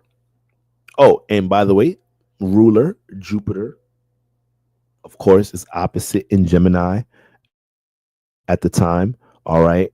But it is harmonizing with Mercury and Venus. It is harmonizing with Mercury and Venus. So right now, a lot of Sagittariuses can be, let me see, Jupiter's in the seventh house, and that puts Venus and Mercury in the fifth house. So right now, Sagittarius sun risings can be receiving a lot of love or advice on how to gain support, love, and build connections through some form of craft or anything they're dealing with from a creative perspective. For real, in general, a lot of Sagittarius sun risings, like, this is really a really retrograde. You might be catching a little bit of things to implement or change or edit about what you may be crafting or what you're in a creative space with. But for the most part, Venus in that fifth house is easy to, I ain't gonna say easy, but it's a great time to receive some new support here. So Jupiter in the seventh and fifth house are in alignment. Right now, your relationships, people in the world, especially people that is going to be some people you could track some advice or any type of guidance from people that's way more experienced than you around this time, from once again, and something that you're already involved in creatively. Capricorn sunrises. Trying to the full moon. We got the full moon in the ninth house. All right. And that puts the area Pisces activity in the third house. So Capricorn sun rises, man. All this season, you've been paying attention to your surroundings, the habits that are influenced by your surroundings.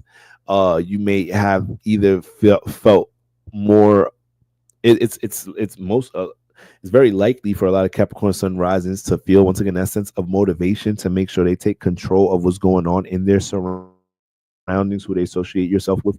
Is very likely this season there may have been some detachment or separation from people that are in your surroundings, some type of shape or form. You had to lay down a boundary on somebody in your surroundings in some type of shape or form. And your ruler is Saturn. So Capricorns can feel so motherfucking empowered and expressive right now. Capricorn cuss people out right now. Capricorn suns and risings. Motherfucking Capricorn. I'm a Capricorn rising. So a few weeks ago, I did have a little beef with somebody close to home.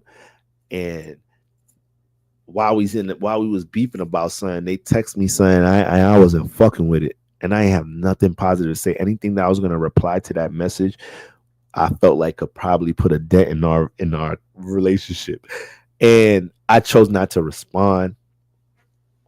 And we haven't spoke yet, but I just know at some point when we do speak, they probably gonna ask me why I didn't respond. I'll be like, honestly, I was not in a space to say anything that was on my mind and heart, so I just chose not to respond. Whether I was mature or not, but that's the type of space Capricorn sun risings can be in right now. So that Sun and Saturn's already been here, but now Sun gets emphasized, right? Makes it extreme. So anybody that's been in the third house space, habits that's been in the third house space way longer than they were supposed to, now you're extreme with cutting them off and bulldozing them. But it's hard for you to do anything in a mild way, though. It's hard for Capricorn sun rising to do anything in a mild way because the Sun and Mars is all on top of Saturn and shit. So it's too much proactive energies on top of Saturn. All right. So Capricorn sun risings, yes, that's what's going on there. You create those boundaries. You make sure you make the connections between who you associate yourself with, and the habits you have. uh full moon in the ninth house. This is a time where experience that you have with things, you may realize how it supersedes the people that you associate yourself with, and it may be downplayed. This is like somebody bringing a brilliant idea to the homies or something, and they downplay it, but then this is something you go ahead and create something from it, and then now your friends are that story of something of like, yeah, like you didn't know Bill Gates presented Microsoft to his best friends first, and he wanted to make it a group thing. Now you one of those, because like that is like that type of situation. Like Capricorn's got to be able to realize how, like, you know what, I can't stress my surroundings to get in on something I'm trying to build a structure, especially if it take work, because people like seeing a product, or people like seeing a product, or they like seeing you do something first to see that it works. It's rare that you can tell somebody like, yo, look at this is crazy, and then they fuck with you on it, depending on what it is a lot of time. But like, so most of the time you got to bring somebody a result in order for them to get on the train. They gotta see you do it for yourself. And Capricorn, you might be in a space right now, you've been kind of stressing yourself out trying to bring something to the third house, the full moon. It may be making you realize you gotta clean up house in the ninth house with what you thought you should honor as far as a system, Virgo, as far as a system you might have put faith and belief into, but now you're in a space, Sun in the third house, where it's conjunct Saturn. You're realizing you can create a new system in your surroundings, in your own surroundings. So you want to make sure Saturn's, no, yes, yeah. Let me let you make sure Saturn, you taking your time, placing detaching things and whatnot. Because once again, Mars and the Sun just it makes that energy so proactive around it.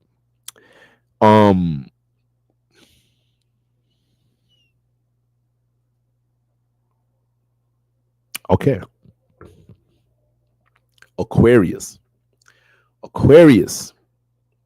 And another thing, Cardinal, hold on. I can't, yeah, I knew something was missing. I can't let Capricorn off just like that. This fucking Venus retrograde shit. You a sign I haven't been talking about a lot in this shit, but your ass is caught up in this Cardinal square bullshit. So I'll tell you this right now, Capricorn. Venus and Mercury being in Aries square Capricorn right now. I know you can be getting a little pissed off. You another sign may feel like motherfuckers trying to speed you up right now. You ain't feeling that shit. So right now, you day in Capricorn, you kind of try to get them to move a little bit too fast than what they want to move right now. That should be a little. They might leave your ass right now. They kind of little. It might not be the right decision too. It might be an impulsive, fucked up decision, but they not playing that shit right now. And this is also adding an incentive for you to be more proactive with things dealing with love matters, Capricorn. This is what that Venus retrograde conjunct Mercury, thinking about what we've experienced in love and seeing how to revise it. That's squaring you in Aries, which is a proactive sign. You're the blueprint sign. You hone in on the blueprint. By the time we get to Aries, we're able to carry the blueprint out. So right now, you're constructing new blueprints on how you can have create healthier connections.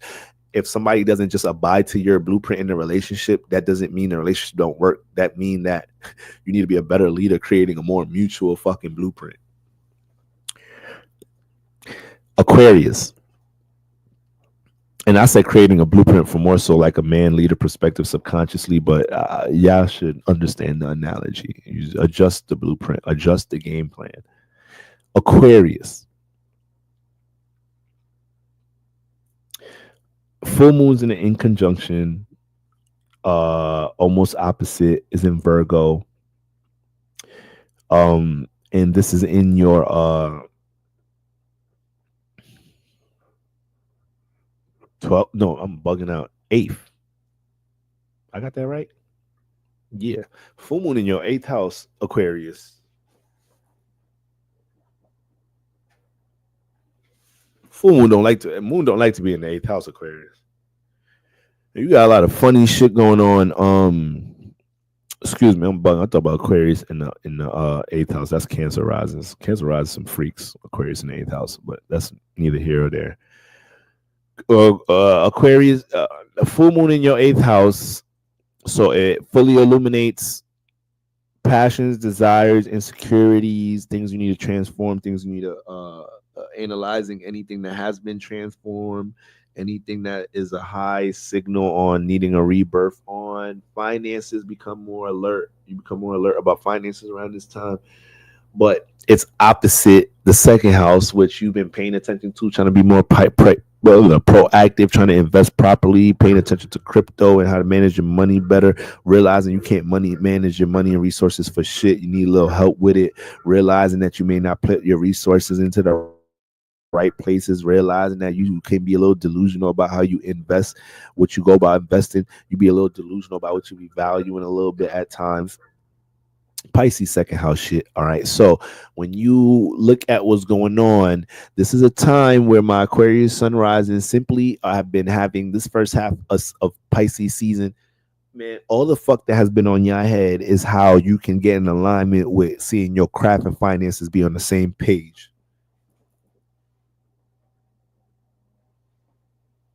Regardless of what the matrix say, this is a lot of what's going on for many Aquarius sun risings. You see your gift with something, you see your value with something, you want to get compensated for around this time, or you want to make it something you're consistently compensated for.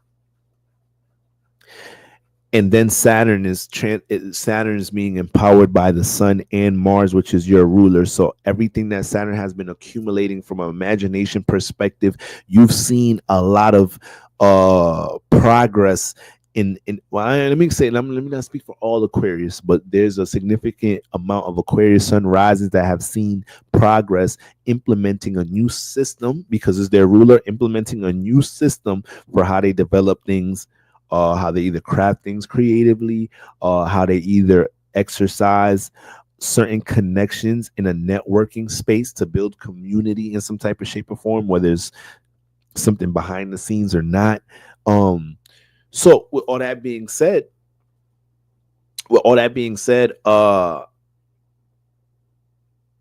anything that Aquarius sun risings realize that has control over them, that's holding them back from creating a transformation, that's the full emphasis. Sun in the 2nd house, helping you pay attention to how I can invest or take more action when it comes into, intrinsic values, not just managing resources to multiply resources, but also how do I invest in my intrinsic values or craft my intrinsic values into a certain degrees where, it could become beneficial, or I could reap something from them.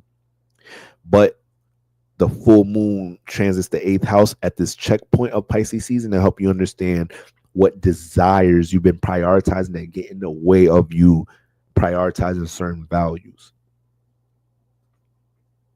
Ruler's Mars.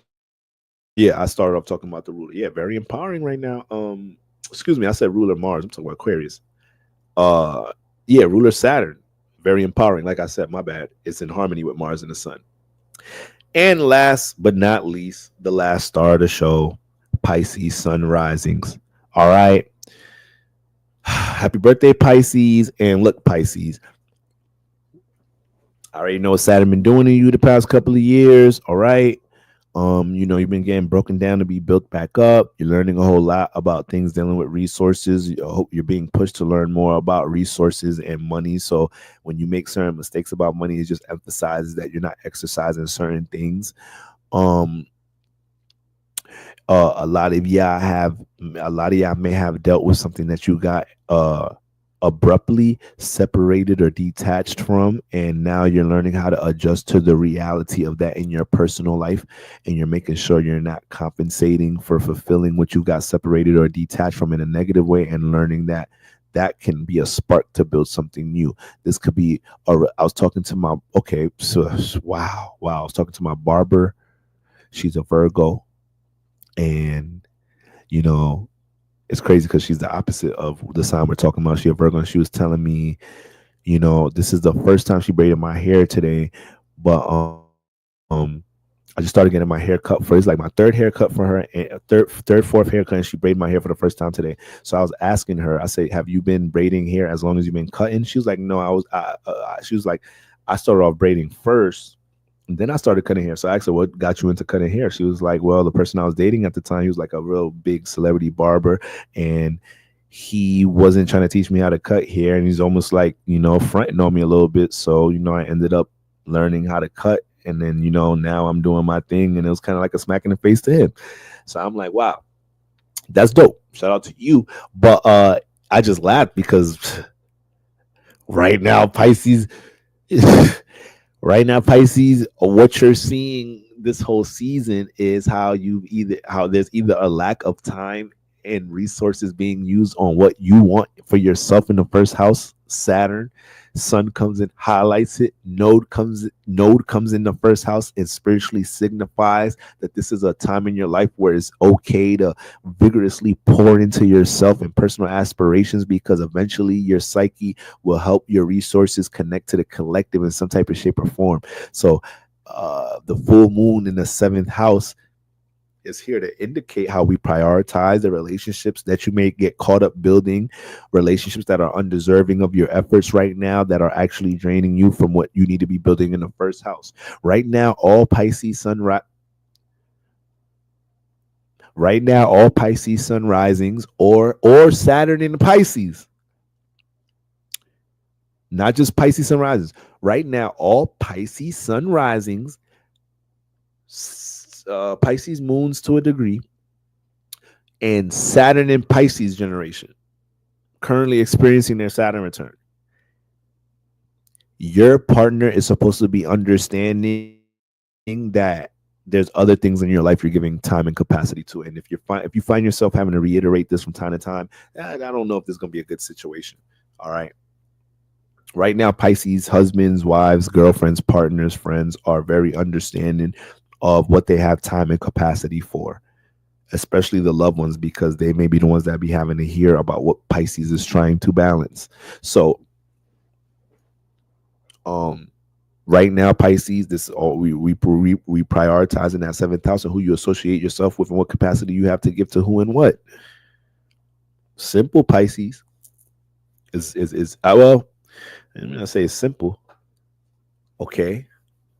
And then your ruler is in a square, in Gemini, and not dealing with no squares or nothing at this time. But, it is squaring you. It is squaring you.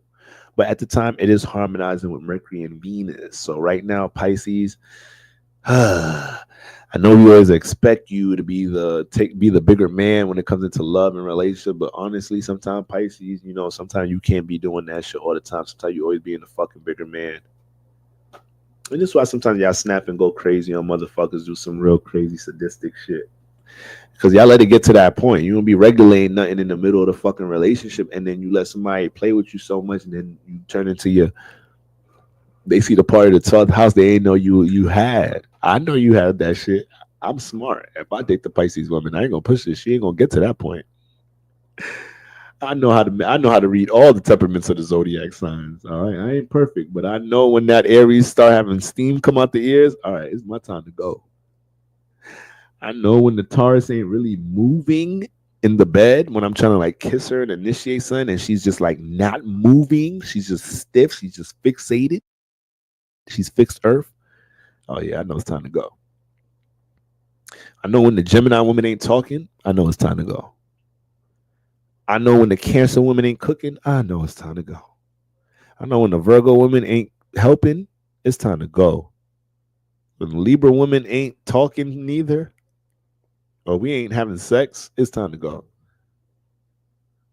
When the Scorpio woman ain't at some point releasing some shit, when she ain't looking at me as a safe space to release some shit at some point, and she acting like everything is okay in life, I gotta go. Why are you fucking lying right now? Lying ass motherfucker. Why are you not making me feel like I'm the one you confide in, Scorpio? So you gotta know how to read the room and know when it's just your time to go with the zodiac sign. They trying to tell you, they trying to show you. Okay. So Pisces, that seventh house right now, I need you to read the fucking room. If you don't got the capacity to uphold certain things in relationships, you ain't upholding that shit. Point blank, motherfucking period. It's dead. That's not happening. It's not going down. And there has to be some boundaries communicated. Your true loved ones understand. Your true loved ones been understanding for the past couple of years now. And some of the loved ones that haven't been understanding, do you talk to them as often now? I told you when Saturn came into your first house is going to create some type of separation in your seventh. I told you, but wait till the end of your Saturn phase in the seventh house. I mean, wait till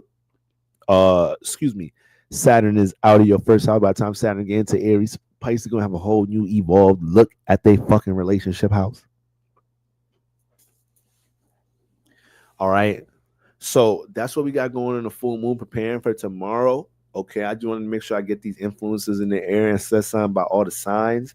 Tomorrow, if I do hop on live, it will be episode 2 of the Love Line. Okay. Once again, what we got going on in the Love Line, matchmaking. All right. General relationship, love advice, conversations, free live reads, Sinistry live reads, brief reads. So y'all make sure y'all tap in. Y'all want to talk to me, man. Holla at me. Y'all be there tomorrow. If we do get it in, I'll definitely have a scheduled stream by the evening. Okay, but if I don't get it in tomorrow, then the Love Line is most likely going to be postponed till next week because I'm going to be in the H-Town this weekend moving and grooving. So once again, shout out to all my H-Town natives. You see a good brother, holla at a good brother. All right. I appreciate y'all family. Okay. Hope y'all continue to have a beautiful, fruitful week and happy full moon, beautiful people. Make sure y'all get some rest wherever y'all at, man. I don't know what time. Some of y'all, this is the sun might still be up wherever y'all at. Wherever y'all at, man. I hope everything is all well. All right. And just like Jamie Foxx was saying in his Tyrone Coppo voice, it's all good.